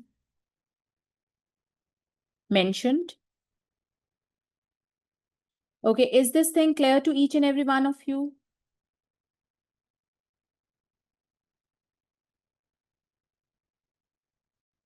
Right. So I am now going to click on the last exhibit, the fourth exhibit once again. See, we've gone through the requirement B1 and now we are having requirement B2 where we need to deal with the chargeable gains. See, it is like having 2 sub requirements, and be very careful about the verbs, the tasks that they are asking you to execute. Now, when carrying out this work, you should ignore the possibility of close gain being subject to tax overseas. So just ignoring that how much of the tax could be charged in the overseas country. What do we need to do? We need to explain whether or not the gains made by Chloe in on the sale of the portrait painting and the vintage car will be subject to UK capital gains tax, for which only the explanation should be made, for which obviously I'll be picking up the word processing document. Then again, we need to make an explanation. Again, I'll be picking up the word processing document with supporting calculation. Now, if you find that the supporting calculations are on a very are to a simple extent, then you'll be doing the calculation on the Word document. But if it does require a comprehensive calculation, which might be requiring like a lot of space, then instead of like doing the calculation on the word processing document, you'll have to click on the spreadsheet. Now explain and calculate whether Chloe should sell the landscape painting now, which is 1st of August 25 for 39,000, or should wait until 1st of May 26 when she'll be living in the UK again and will be able to sell it for 51,000 pounds. So what are the consequences if she's like going to sell it right now on 1st of August, and if she will be selling it off later for 51,000 pounds, then what are going to be the different consequences? And you should assume that Chloe wishes to maximize her post-tax proceeds and that she will be a basic rate taxpayer in the tax year 25-26 and a high rate taxpayer eventually in the year 26-27. So it does contain a lot of verbs, a lot of tasks which are to be executed. But the best part is that they are highlighting that it is only the exhibit 2 which you have to follow. So just click on exhibit 2. See, she used to be a UK resident person as what we have learned through exhibit 1. Then she became a non-UK resident person. And again, on 1st of November 25, I mean, in the tax year 25-26, she regained her status to be a UK resident person. And on 1st of October 24, see the time when she was not living in the UK, when she was not resident in the UK, she purchased two paintings. I mean, while living overseas, she acquired two paintings, a portrait for 26,000 and a landscape for 24,000. And she sold the portrait on 1st June 25, the day when she was living in the overseas country. And she could sell the landscape either now on 1st of August 25, the date on which she is like still in the overseas country. She has not yet gained the status of being a UK resident person. But if she sells them now, she will sell them off for 39,000. But if she would wait till 1st of May 26, the moment when she would have become a UK resident person, she would be like selling the portrait for the landscape for 51,000 pound at a major auction in the UK. Okay. But on 1st of July 25, she would be like selling a vintage car for 89,000. She got this car for 54,000. And on 1st of February 23, this is the date on which they acquired the car, and we used it on our travels. Okay. So generally speaking, if a person is said to be a UK resident person, then whatsoever the assets they are going to dispose of, whether they are UK assets or they are overseas assets, they will be subject to UK capital gains tax. But if you used to be a UK resident person, if a person is said to be a UK resident person before a tax year, when they would leave UK, and then they are going to regain their status, reacquire a status of UK resident person, then we need to be conscious that what had been their residence period before becoming absent from UK, and for how long they remained absent from UK. So if a person is like said to be a UK resident person for at least 4 out of 7 years before getting absent from UK, and their period of absence is of less than 5 years, and eventually they would once again become a UK resident person. If a person is, I'm going to repeat lines, if a person is said to be a UK resident person for at least 4 out of 7 years before becoming absent from UK, before becoming a non-resident person, and their period of absence in UK is of less than 5 years. I mean, in the overseas country, they wouldn't have completed 5 years. And again, they will be reacquiring the status of being a resident person. Then we need to be very conscious. If any asset was like acquired when he was resident in UK, and it is like going to be sold in the period when he was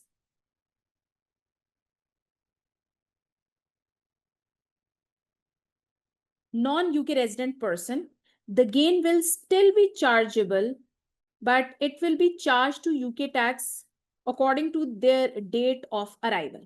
So when a person who had acquired the asset while he was living in UK and he's going to make a sale of that asset when he was living abroad, the government would not be demanding taxes in those years when he was not there in the UK. But the moment he comes back on the day of arrival, they will be like considered charged to UK taxation. But if a person has acquired anything in the period of absence and they have sold it in the meanwhile, this is not subject to CGT at all. If while living abroad, whether that period was like a short period, but if you had acquired and sold the item in that particular time period, it would not be subject to CGT at all. Now, the thing is, would CLO be treated as a person who is fulfilling the criteria of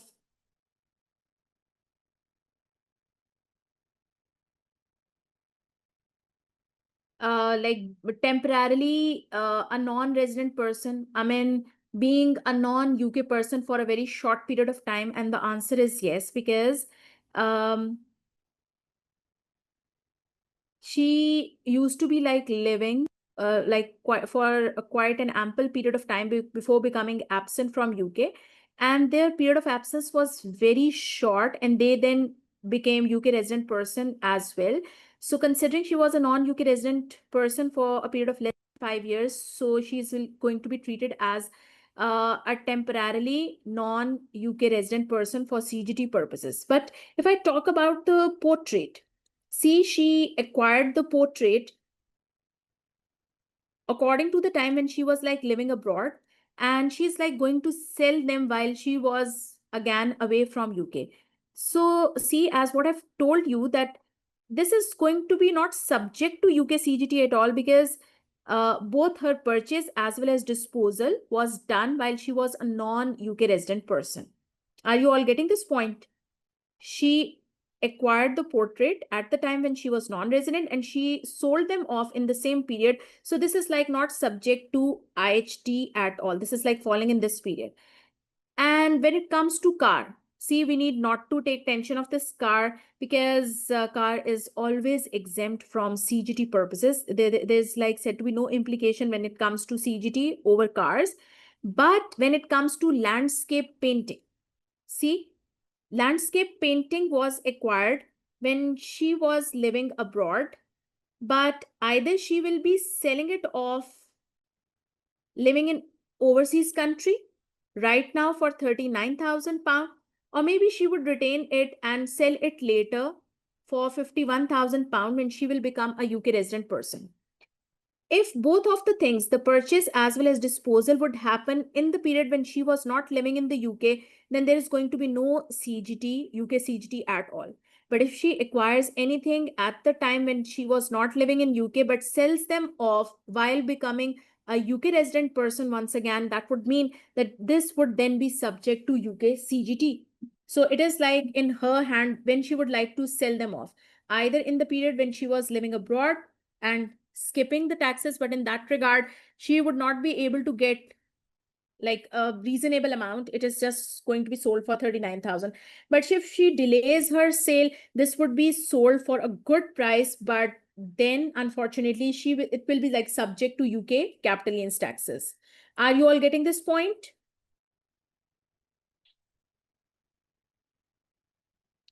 All right, so I just need to do the whole thing on word processing document, because if she would be like selling this landscape painting at the time when she would become a UK resident person, it would not be requiring a very comprehensive calculation. A little bit of the calculation will be required. So I believe that the whole thing could be done on the Word document. Okay, so I just need to put a heading. This is the second sub requirement that I have to deal with. UK CGT, or you simply call it as chargeable gains.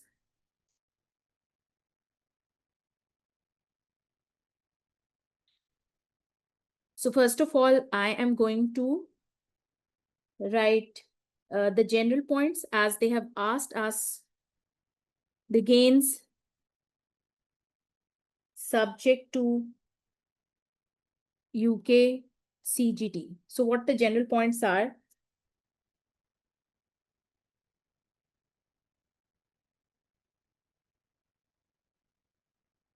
gains are subject to UK CGT if a person is either resident or temporarily resident in UK, right?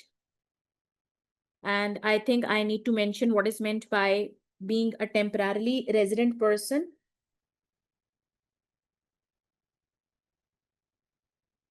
In the tax year 25-26,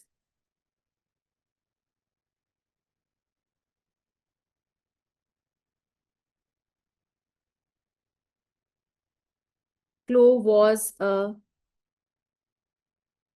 temporarily resident person for UK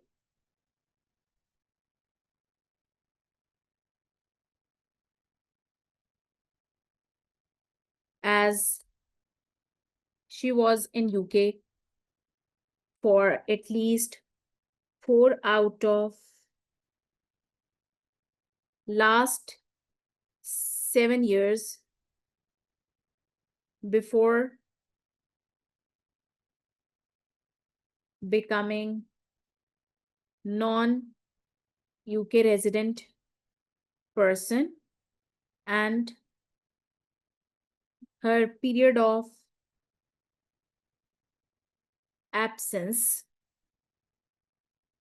was not of more than 5 years, right? So we have mentioned that when a gain is subject to CGT and what is meant by being a temporary resident person. So the first thing that I need to discuss is the portrait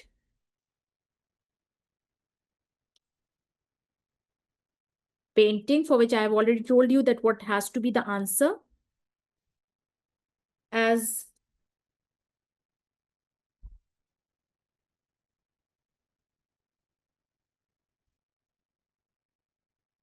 though she was temporarily resident person, but she had acquired as well as sold the portrait painting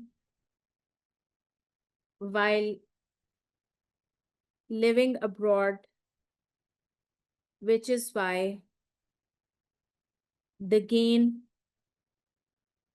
will not be subject to UK CGT. Are you all getting this point?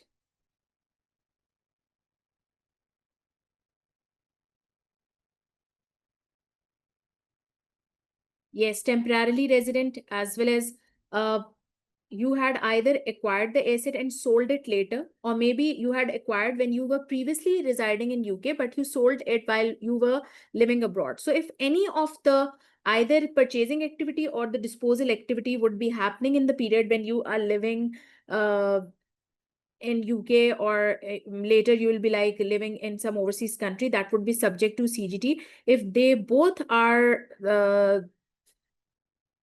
if these both things, the both actions, the purchase and the disposal, they are being done in the period of living abroad, that would not be like subject to, that would not be like leading to any CGT consequences. So yes, both are to be made. Now here is another issue related to car. Car is never subject to UK CGT, right? So it doesn't matter that whether she was like a resident person or a temporarily resident person, cars are treated as exempt asset for the sake of UK CGT. So I need to mention that it is like regardless of her UK resident status, whatever or whenever she'll be like selling the car, there's going to be no CGT at all. But then the issue is with landscape painting, because it depends that if she will be like selling the landscape paint on right now on 1st of August 2025, the day when she was like living abroad, there is like going to be no tax at all, because both the purchase as well as the sale has happened while she was not a UK resident person. But if she sells them later, then unfortunately it will be like subject to CGT. So I think first of all, I'm going to just copy few lines from portrait painting as well. If she sells the landscape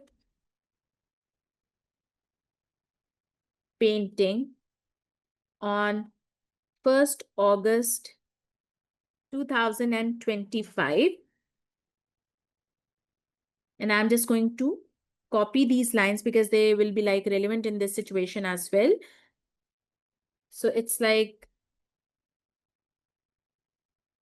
though she was temporarily resident person, but she had acquired as well as sold the painting while living abroad, which is why the gain will not be subject to use UK CGT. And that's how she may have the whole of the proceeds of worth 39,000 pounds. So she'll be like having all, because she will be like able to sell landscape painting for 39,000 pounds, as she will not have to pay any of the taxes. So she may have the whole amount of 39,000 pounds. But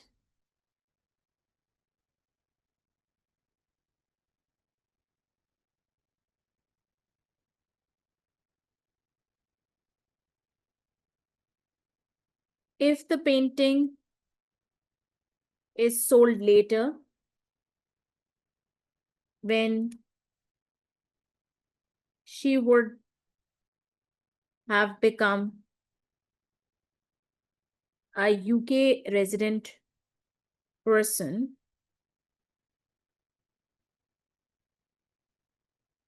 then the gain will be subject to UK CGT. And what is that later date?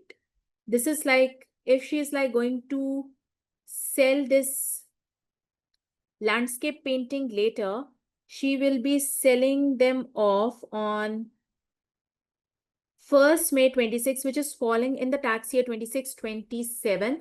And did you notice one thing, that in the requirement of the question, it is said that for the tax year 26-27, she would have become a high rate taxpayer. So if she would be like selling off any painting, any asset, being a high rate taxpayer, it will be subject to the tax rate of 20%, right? So I just need to mention this point, as she would then be a high rate taxpayer,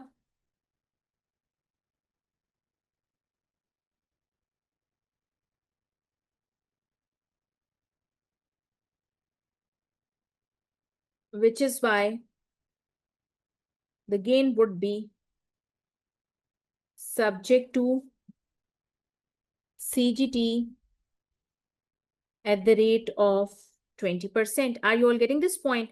And see, they did say that I need to perform the calculation as well. Do you remember this thing?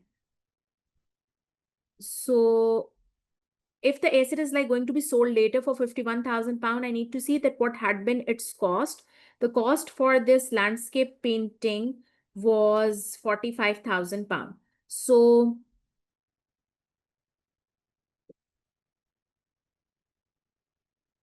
what the post-tax proceeds are,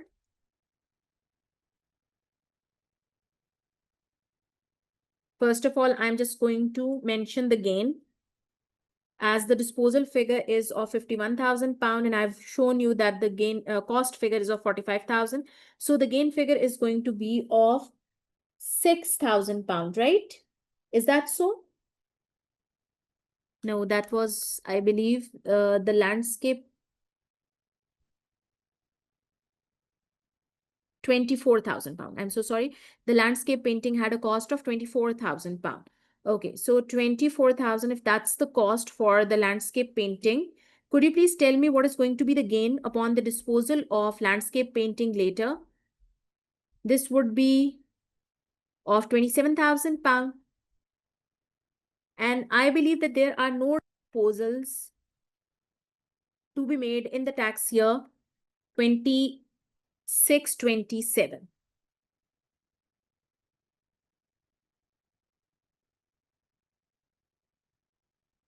I need to mention this thing as it's very important, that then the disposal would be taking place in the tax year 26-27.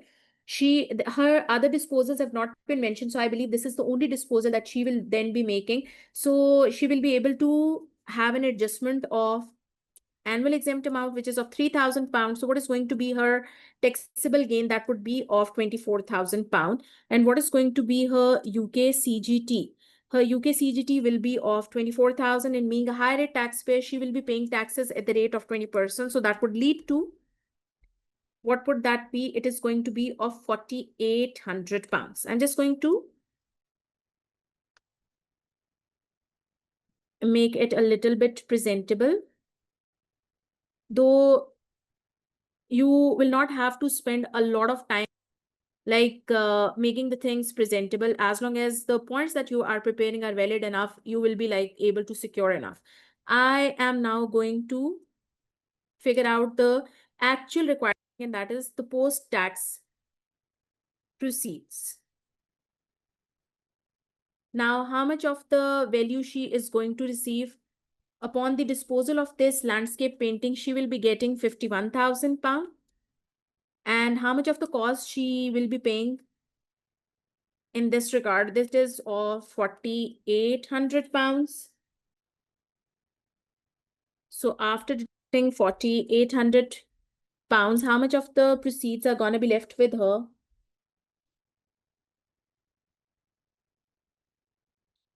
This would be, I believe, 46,200 pounds, right? Okay. Just reconfirm the calculations as well.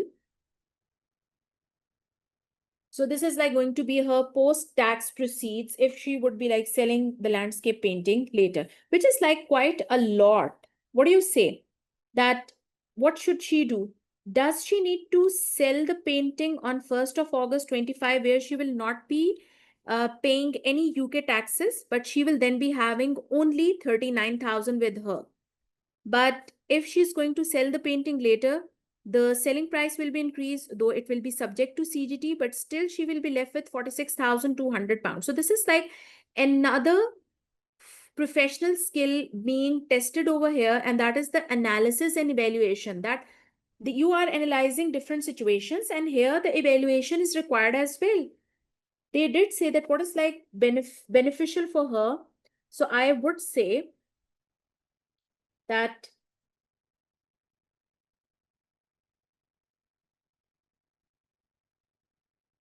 what happened?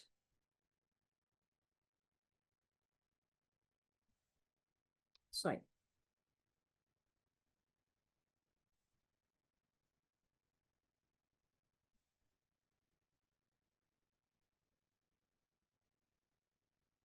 Considering the above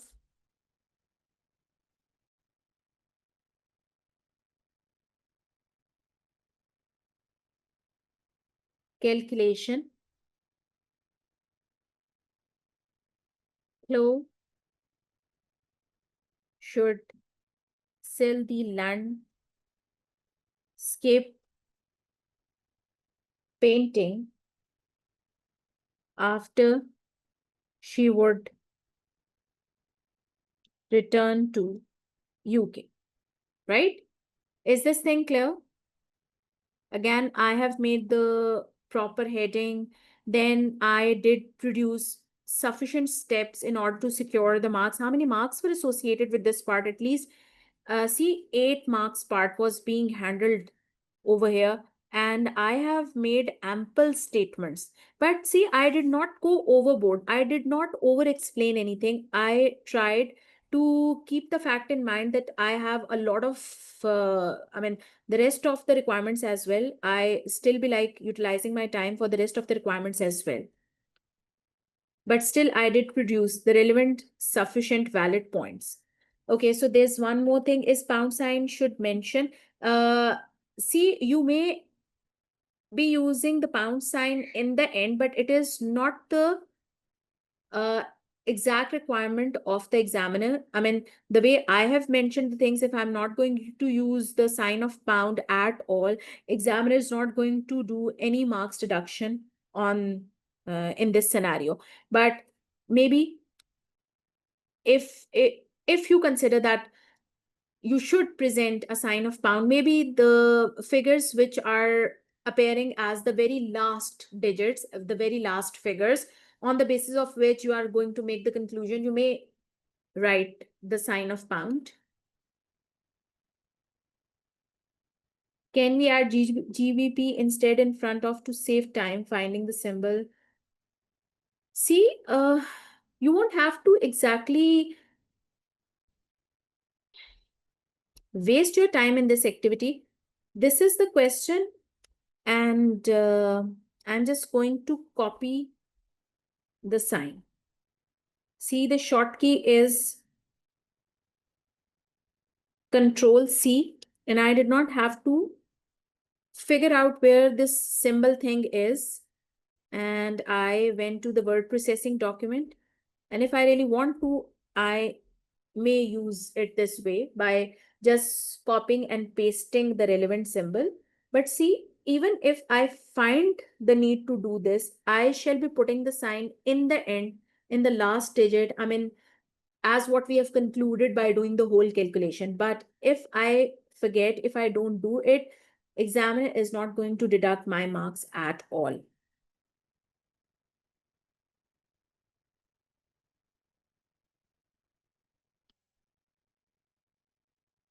All right. Okay, so taking you to this exhibit 4 once again. We are now going to have a huge requirement of worth 11 marks, which is like related to employment contract, for which exhibit 2 is to be considered. Now it says that when carrying out this task 3, you should note that close annual income tax liability in respect of her salary is of 18,632, and you should ignore NIC. So they have told you that what is going to be her liability, income tax liability in respect of her salary only. It is of 18,632. And it is also mentioned in the question that in the tax year 25-26, she is a basic rate taxpayer, while she will become a higher rate taxpayer from the tax year 26-27. But then they say that in order to assist CLO in deciding which of the two alternative benefits to choose, calculate the financial cost for CLO for each of the benefits for a complete tax year and conclude on your findings. See, it is like asking you to calculate something and then make an evaluation, make a conclusion. And see, if you just open exhibit 2, it is like having a little bit comprehensive information which we would be using for doing the computation.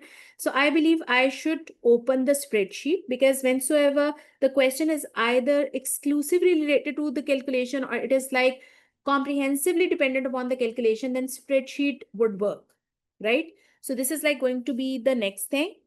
Plus, do not forget putting the headings, and requirement B3 is not yet complete. There is one more thing that we need to pursue as well, that on the assumption that the acquisition of the company share option plan CSOP shares will not result in a tax liability, and the value of a share in JDV Limited is increasing over time. So explain, for which I'll be picking up the Word document. And what do I need to explain? The extent to which clause belief regarding the tax implication of selling shares is correct or not. Okay, so I'm just going to open exhibit 2. First of all, when CLO will be having an employment contract with JDV Limited, for the initial period of 3 years, she'll be having a salary of 78,000, for which income tax liability is already calculated and given in the requirement, right?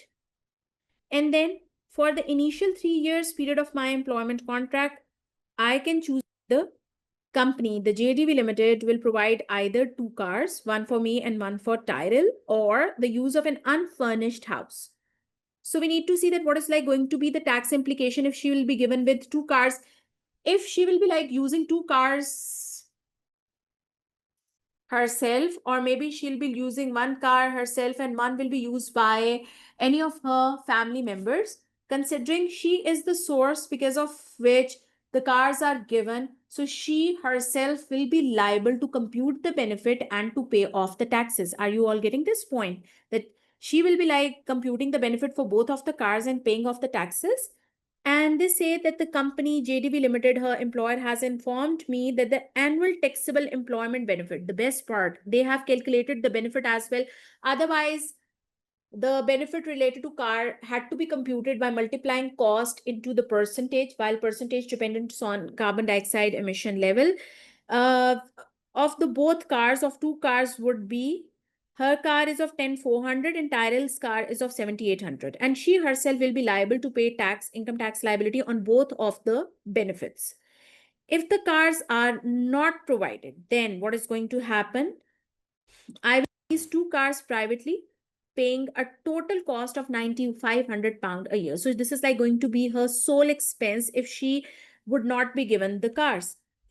And she will have to choose either the car or an unfurnished house. So if she's like gonna be given the unfurnished house, there is like ample information. The company, her employer JDB Limited, will as they have purchased the house on 1st December 2021 for 1.1 million, I mean £1,100,000.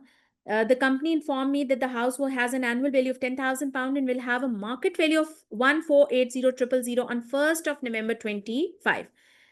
And then the company would not charge me rent, would charge me rent of £200 per month. So she'll be like making a use contribution of £200 every month. And if the house is not provided to me by JDB Limited, I will rent a house on the open market at a cost of £14,000 per year. So if she's like not gonna be given with the house, then this would be like adding a cost to her by renting a house for £14,000. So this is like having ample information.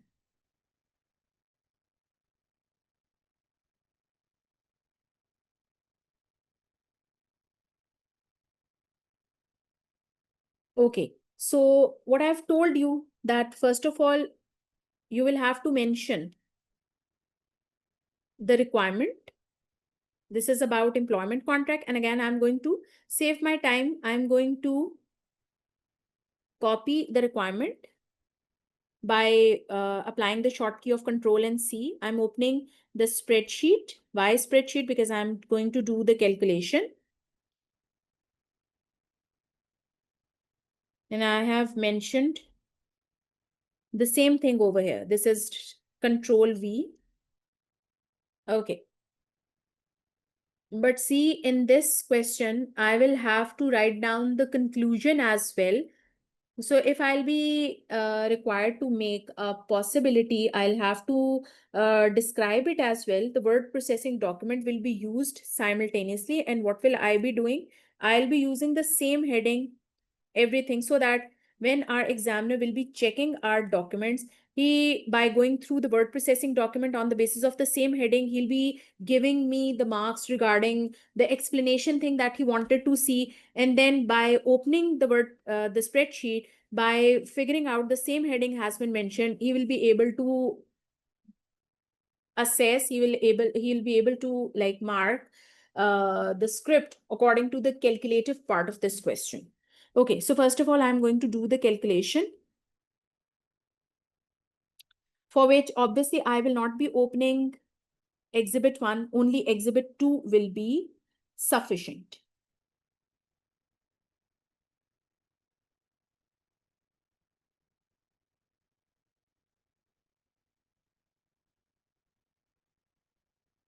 So first of all, I am going to calculate the tax liability which a person will have to pay if cars will be given to her. And then I'll be doing the calculation once again if instead of cars, the house will be provided to her, and I shall keep the financial perspective as well.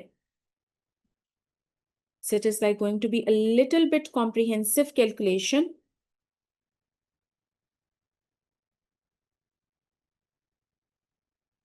So first of all,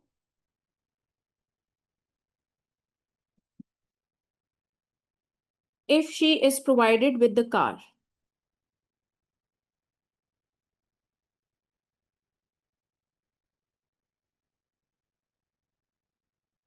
if she would be like opting for the cars, Then, of course, she will be like having a salary of 78,000 pound, which does belong to employment income, which is why it relates to non-savings column.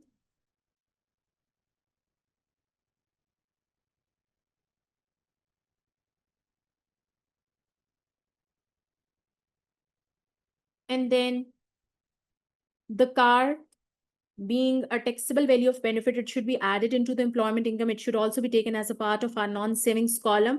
But I will not have to struggle for the sake of computing the car benefit because it is already mentioned in the question. So what the benefit for car is, it is like given over here. It says that the first car would be of 10,400 and the other car is of 7,800, right? So 10,400 and 7,800.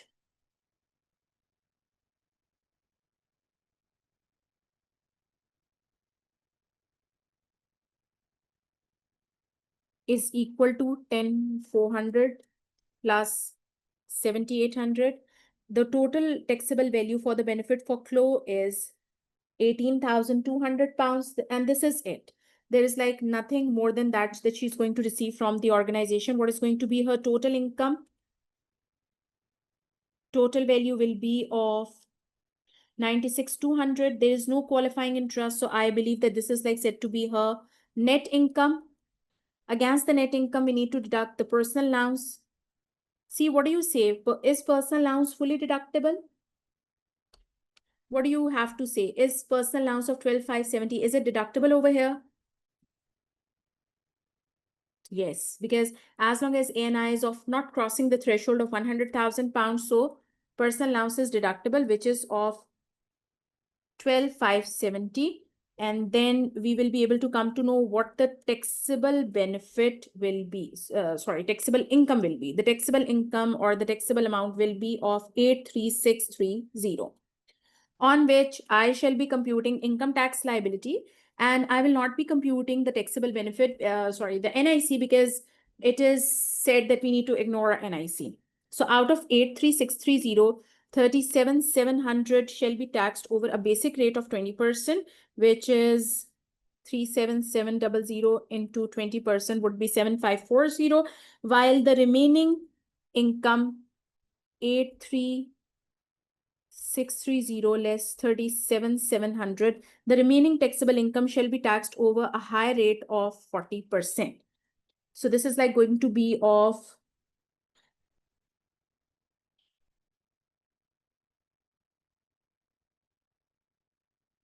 18372. So what is going to be an overall tax liability if she opts for two cars option? This would be of 25912. So this is like going to be her tax liability on her overall taxable income. But I need to see that either way whether she would be like opting for car or she'll be opting for the house. See, she was like already paying an income tax of 18,632. So how much additional tax she will have to bear just because she is given with benefits? So additional tax on benefits, that's what I need to mention. So just open exhibit 2 because it was mentioned over there. If we consider the salary only, her tax figure was of,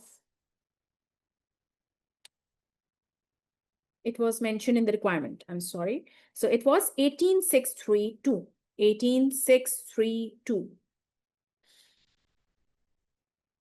So it's like 25,912 minus 18,632. So additional tax figure in this regard will be of 7,280 pounds. Okay. Now the thing is that if she doesn't go for the options of two cars, rather she'll be going for house, then what is going to be her tax treatment? I'm just going to copy all the things. Why? Because I will be changing the statements and this would be like saving my time. If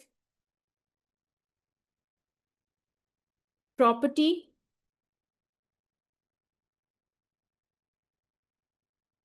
is chosen or if it is provided, whatever the word seems good to you, you may go for. Salary figure will remain the same, but in this case, I shall be going for accommodation benefit, for which I'll be doing the calculation. This is now going to be a little bit lengthy thing, because in case of cars, the benefit value was already computed, but here I will be computing the benefit related to accommodation.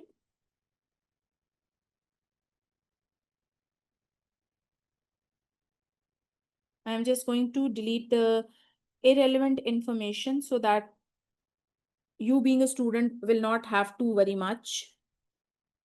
Okay, so in case of accommodation, the first thing would be that we will be picking up the annual value. Annual value is basically the value of the rent that could be commercially charged if the property would have been let out to any other third party on normal commercial terms.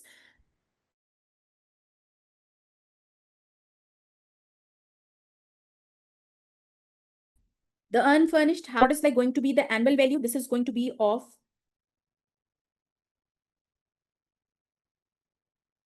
is my voice clear to each and every one of you?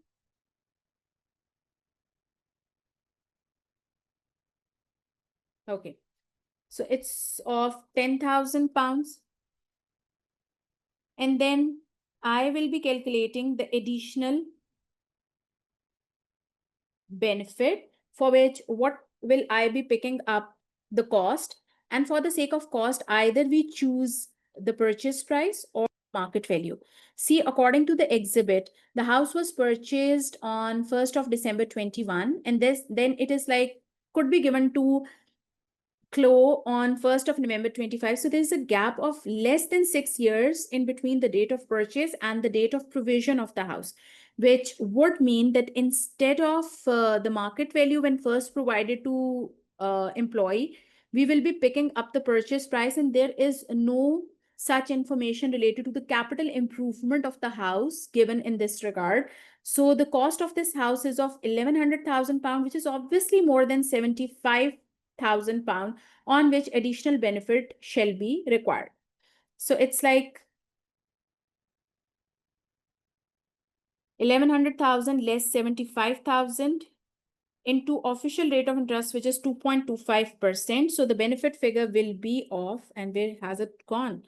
It's 1,100,000 less 75,000 into 2.25%. And this is of 23063. So we believe that what is like going to be the benefit for the whole year? The total benefit figure will be of, this way it will be of 10,000 and 23,000 and 63. So this would be of 33,063 pounds. Okay, so this is like appearing in the cell C45. See, I'm not going to portion the benefit. Why? Because I'm calculating the benefit for the whole year. And then I need to see that if any use contribution an employee will be paying, because if a use contribution is being paid by an employee, then this would be reducing the value of the benefit. How much of the contribution she is paying? According to the requirement, she is paying, it was mentioned in Exhibit 2 that she'll be paying 200 pound a month. So if I am going to figure out what the annual benefit figure is, so for annual for 12 months, she was paying 200 pound a month, which would mean that for the whole year, she is contributing 2,400 pounds. And see, this is the contribution, and use contributions should be deducted. If something is to be deducted, I need to present it with the sign of minus. It is required by the examiner. So what the taxable value for the benefit is, this would be of 30,663. So this is like said to be the taxable benefit in respect of this house, and it's appearing in the cell C48. I'm just going to go up C48. I'm just going to paste it over here, is equal to C48. If you are going to use the sign of is equal to, you will be able to copy the cell information. So the accommodation benefit is of 30,000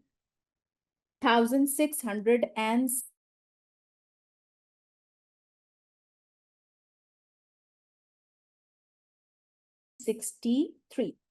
Now, our total figure will be of 78,000 and 30,663. This would be of 108,663. Again, against the total income, we need to deduct interest paid on qualifying loans, which is not given in the question. So net income will remain the same. And then we will have to deduct the personal allowance. But unfortunately, the personal allowance is not completely available. We'll have to taper it off. Can you please take a minute and let me know, okay, I've got the answer, but I really want the other persons to pay stress on this figure, what the personal allowance would be.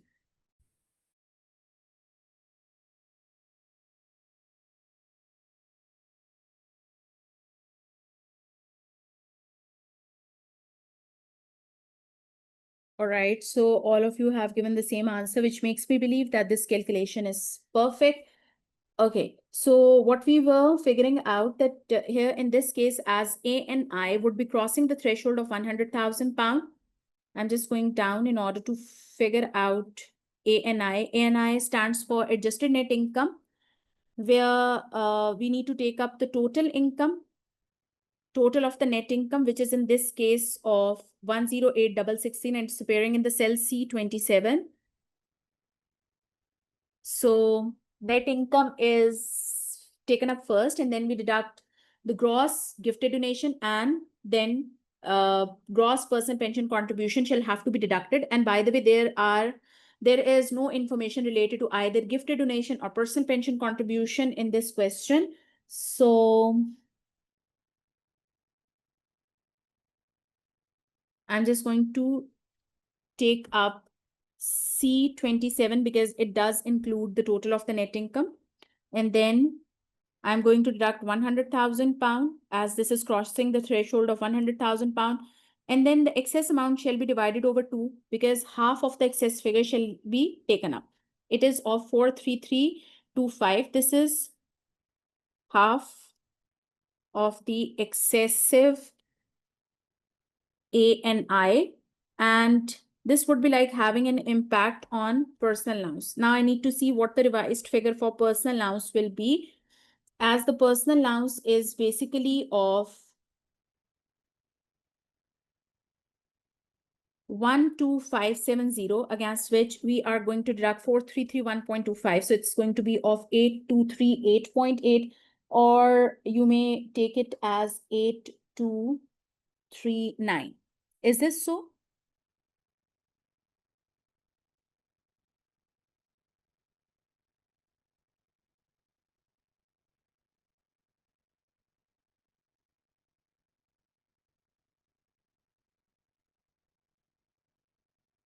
So 8239 is going to be deducted, and that's how we'll be able to come to know what the taxable income will be, and that's of 100,424.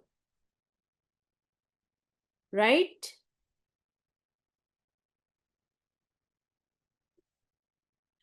Okay, a very important question is being asked. Can we show the working 1 and 2 in column F side by side? No. If you are going to do a calculation in a horizontal way, not in a vertical way, rather where the main calculation is being done, I'm just going to take it up. Where the main calculation is being done, you are going to show the relevant working simultaneously. This is something which examiner doesn't like because he says that this is not something, this is not a presentable way to show the calculations as well as the main format. So it is all to be done in a vertical manner. First, we will be showing the main calculation, and then later vertically the calculation could be done. But yes, you can do one thing, that for your ease, you'll be doing all the working horizontally, but then in the end, do not forget to cut the working and paste it in a vertical manner. So maybe for the sake of your ease, you'll be doing all the working horizontally in side by side where the main calculation is being presented, but later on you'll have to cut the working and show it later at the end of the main format. right? Okay, so what the taxable income is, it is of 100,424 pounds. Again, this person is a high rate taxpayer. First, 37,700 shall be taxed over a basic rate of 20%. This would be of 7,540 pounds. And then the remaining amount will be taxed in a high rate band. What the overall taxable figure is, this is of 100,424 is equal to, brackets open, 100,424 less 37700. The remaining amount is going to be taxed over a higher rate of 40%. So this would lead to 25,089 pounds. And hence the overall tax liability will be of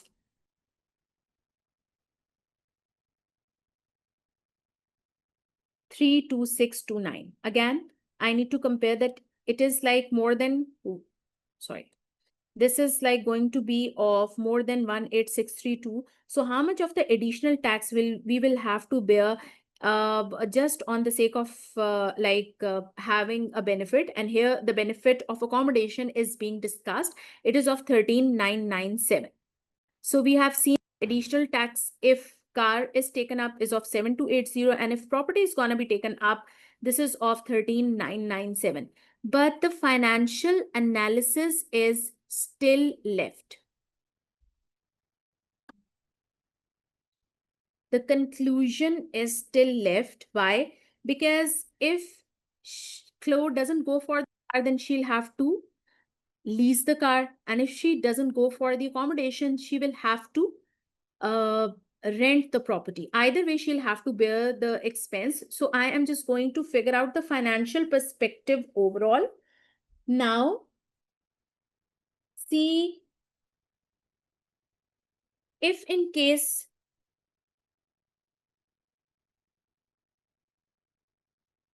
either you may call it as conclusion or net financial cost, if she would be taken up car, then how much of the additional income tax she will have to bear? This is something that I have calculated. I'm just going to see where the additional tax have been calculated. It is appearing in the cell C19. So I'm just going to mention it over here, is equal to C19. So this is the additional tax she will have to bear if she opts for the car. And opting for the car would mean that she will have to rent the property, right? Are you all getting this point? If she goes for the car, then that would mean that she will have to arrange the property herself, for which she will have to bear additional expense. Though this is not taxable, but she will be like paying something out of her pocket. Are you all getting this point? Okay, so let's see that how much of the cost she will have to bear in this regard. It's of like, if she goes for the car, that means she wouldn't be going for the accommodation. The house will not be given to her, and she will rent a house in an open market. How much of the cost she will have to bear? That is of 14,000 pound a year. So this is like going to be her cost in that way. So 14,000 pound.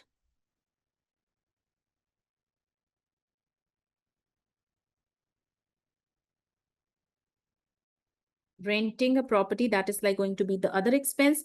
So what's going to be the total cost? This would be of 21280. So this is like going to be the financial impact. But for instance, if she would be like going for the accommodation, then this would mean that she won't be having the car. So she'll have to lease the car as what mentioned in the question. So if she would be having accommodation, first of all, having an accommodation would lead to a calculation of benefit, and she will have to pay additional taxes. Let's see how much of the additional tax she will have to bear. It's appearing in the cell C37. So is equal to C37. It's of 13997.4, or you may simply type it as 13997. But having an accommodation would mean that she would not be having car. And in that case, how much of the cost with respect to car she will have to pay? That is of £9,500 a year. So this would be of £9,500 a year. This is gonna be spent in terms of leasing cost of car. So what is like going to be her total cost this way?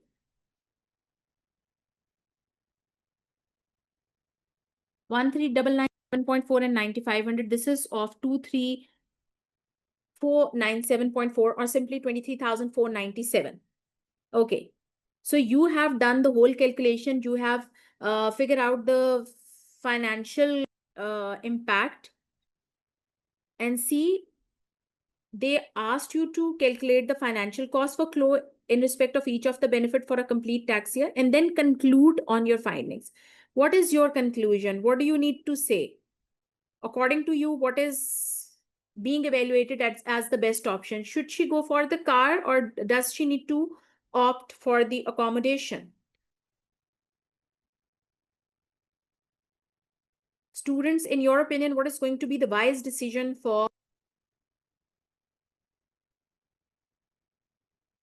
car? Yes, because having a car would mean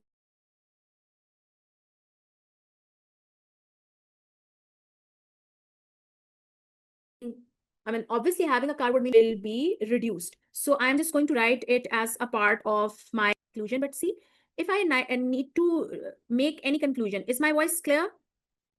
Is my voice clear? Okay.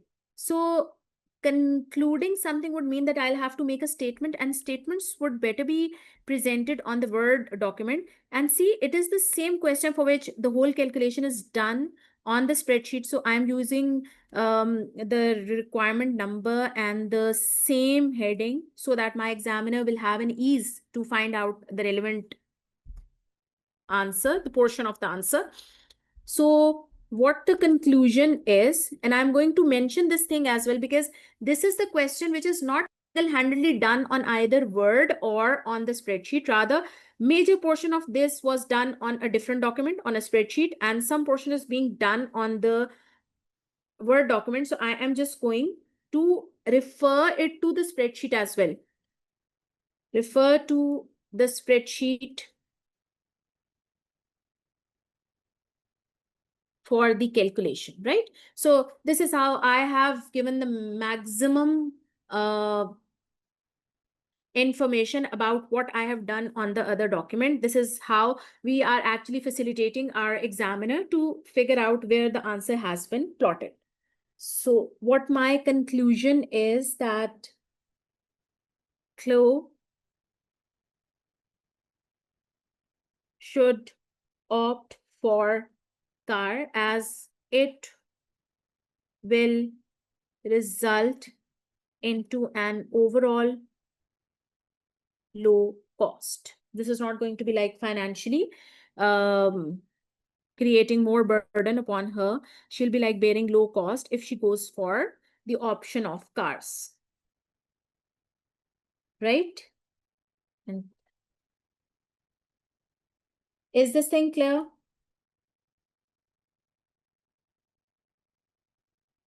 Still, I would say that there is a little bit of the requirement is done. Or I must say little bit of the requirement is like still left, because I have done the calculation, I have made the findings, conclusions, and then on the assumption that the acquisition of the company share option plan shares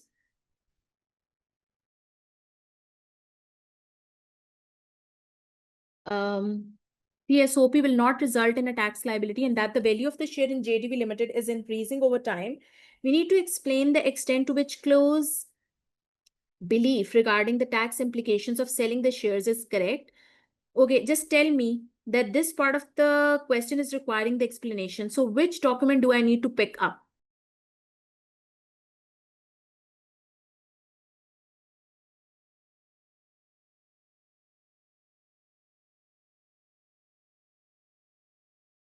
Yes, I shall be picking up Word. And if only the calculation was required, then I should have picked up spreadsheet. But if the requirement would be like emphasizing on doing both things, the calculation as well as explanation, then I had to measure that to which extent I had to do the calculation. If a little bit of the calculation was required along with the explanation, then I would have done the whole thing on the spreadsheet. But if, as what we have done like few moments ago, if the requirement will be like comprehending, it is like basically comprising over a lot of calculation and simultaneously they require the description as well, then the calculation is to be done on the spreadsheet while its explanation part should be done on the word processing document. Okay, so let's open exhibit 2 because in exhibit 2 I will be able to find out this information. So it says that on 1st of May 2026, I will become a member of JDV Limited's Tax Advantage Company Share Option Plan, CSOP, and I'll be granted an option to purchase 1,400 ordinary shares, a holding of less than 1% of the company at the current market value of £17 per share. I'll exercise my option on 1st June 2029, and I believe that a sale of the shares on the same day will not give rise to the chargeable gains. Now, the thing is, whatever her belief is, that is like totally incorrect, right? First of all, if she's like going to be a part of CSOP, I need to see that at what value she is being granted the shares. She is gonna be granted shares for £17 per share, which is equivalent to the market value. If she was like granted shares at a discount, I mean, for a value which is found to be lower than the current market value, then where at the time of exercising the shares, she had to compute a relevant figure on which income tax liability could have been imposed. But here, as a part of tax advantage scheme, neither at the time of granting the option and not even at the time of exercising the shares, she will have to compute any value on which income tax liability could have been imposed. But how much value, how much cost she had paid for the sake of like getting those shares, that is £17 a share, and how many shares she's going to get? 1,400 shares. But if she's like going to acquire the shares and on the same day she's going to sell them off, the market value at the date when the shares were exercised and sold, they were like different. See, obviously later in 2029, after 3 years, it's like the situation will have been completely different. Right now, the current market value is standing at £17, but at the time when she will actually be having a possession of those shares, she'll be exercising the shares, the market value must have been changed, and I believe this must have been increased as well. And when on the same day she will be selling off the shares, she will have to compute the gain because there is going to be a difference in the value for which she'll be selling off the shares and the price she has paid. This is just £17. So we'll compare the disposal and the cost she had borne, and the gain will be subject to CGT. And considering in the future years, if I believe that she's going to be a higher rate taxpayer, then she will be paying taxes at the rate of 20%. And in case of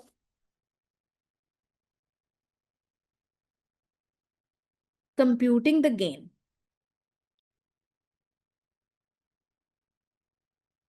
we need to consider that for what value the shares will be disposed of, and then we'll be deducting the cost.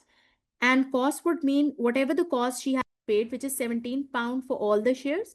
And if any income tax charge she had paid as well, which I have already told you that she did not have to pay any income tax charge, any income tax cost at the point of exercising the shares. Why? Because the price at which the shares were granted to her were equivalent to the market value at the date of grant. Had she been given a discount, I mean, at the time when the shares had a market value of £17, if she was granted shares for £16, then whatever the difference, the decrease in the value, the discount in the value was being reflected for which the shares were given to her, she had to create that difference. She will have to calculate that difference on which income tax liability had to be paid, but that's not the part of cost right now. And after deducting the cost, she will be considering what the gain value is on which she will be paying taxes at the rate of 20%, because I believe that she's going to be a higher rate taxpayer in the future year. But of course, all the gains made in the future year minus annual exemption, then in the end, we will be applying the tax rate. And one more thing, that if you are considering that she might be eligible for BADR, the business asset disposal relief, then that's not going to be the case, because a person has to have at least 5% shareholding in the company to be eligible for BADR to apply. Is this thing clear to each and every one of you?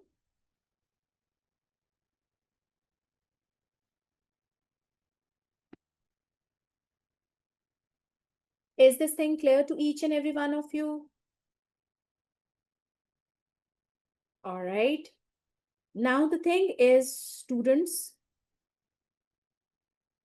I'm just going to show you the standard solution, and what's the reason behind this is, see, we were allocated 3 hours for day one session, and we have consumed 3 hours and 18 minutes. So I'm just not going to type it down. I'll not be consuming more time for today's session, though I know that 2 requirements are still left, which I shall definitely be covering in tomorrow's session. But here, let's have a look at the standard solution the examiner has provided. So it is like having heading of company share option plan, and then now the statements, the way the statements are to be presented, that totally depends on your choice of words. But as what she has said, that I'll exercise my option, it wouldn't be creating again, she will not have to pay CGT, this statement is incorrect. And then we have figured out that how the gain will be calculated. Her base cost, I mean, the price that she has paid for the shares will be equivalent to the price that she has paid for the shares, which is 1400 into 17, together with any amount which could be chargeable to income tax in respect of exercising the shares, which is not going to be the case over here because the shares were not given at a discount to her. And then when she will be like selling the shares, she will be exercising a chargeable gain to an amount which is found to be in excess of what she has paid for the shares. Her cost was of 23,800. So the amount that she will be receiving in excess of her cost, that will be giving rise to a gain. And then by after deducting annual exemption, she will be applying CGT rate of 20% because we believe that she is going to be a high rate taxpayer in future tax years. Is this thing clear to each and every one of you?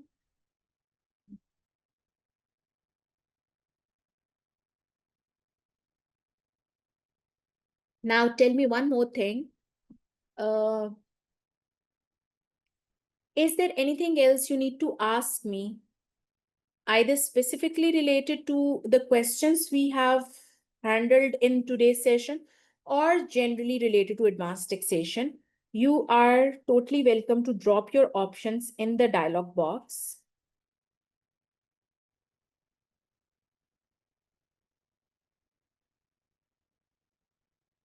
If there is anything else you need to share with me, please do let me know. Timings, what will be in revision batch for live sessions? They are not yet decided, but they are, if the session is like going to be held on any weekday, then it would be like a little earlier than today's session. It would be from 5 p.m. UAE time to 8 p.m. UAE time. Right now it was like 6 to 9, but for any session which is to be held on the weekday, this would be from 5 p.m. UAE time plus for GMT till 8 p.m. And if any section, if any session is to be like done on a weekend, I mean on Saturday, then the time would be like quite earlier. It would be of 2 p.m. UAE time plus for GMT till 4 or 5, whatever the timings associated with that particular session will be. Unfortunately, I cannot share the solution, but I'll be sharing the standard solution of the examiner with you people for sure. Because I will have to make like extra files for all the things that I have typed before. I will see if I could be like giving you my solution. Otherwise, I'll be sharing the examiner standard solution with you definitely, right? You want it to be at 6 p.m. UAE time. Okay, well, I'll try my best to make it happen at 6 p.m. UAE time, right?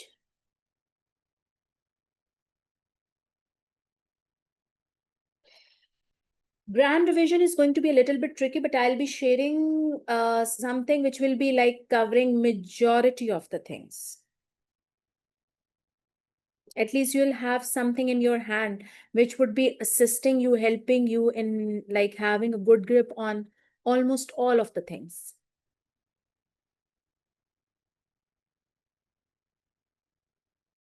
Right?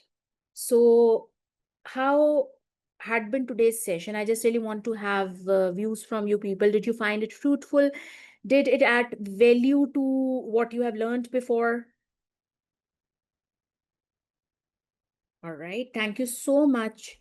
Thank you so much for being a part of this session. Okay. So I would like to have a one-on-one talk with you. Have you copied my number? If you could be like dropping your voice note or your text message over there. Let me just show it to you again. Though I usually do not remember my name, sorry, my number, I do remember my name. That's going to be the most clumsy thing I have ever said. This is my number. Let me just reconfirm it as well, because sometimes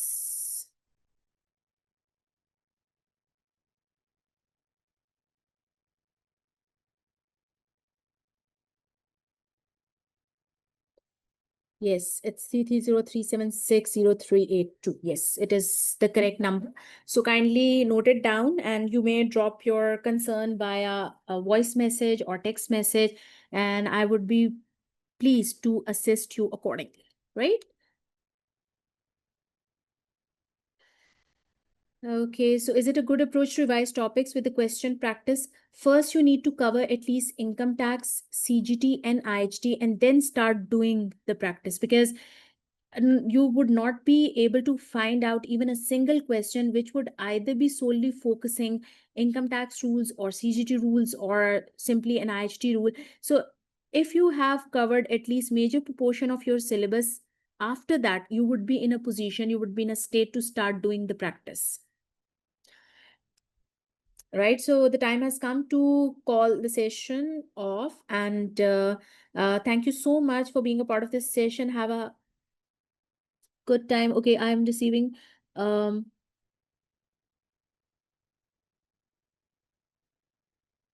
CGT, and IT already done once, so just CT pending. Yes, you can start doing the practice.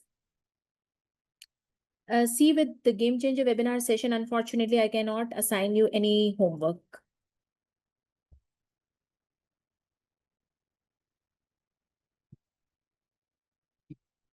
But in tomorrow's session, I'll be sharing a planner with you people that how you can design your last 10 days before appearing in your exam, right? Okay, so let's call it a night. Thank you so much for being a part of this session. Goodbye.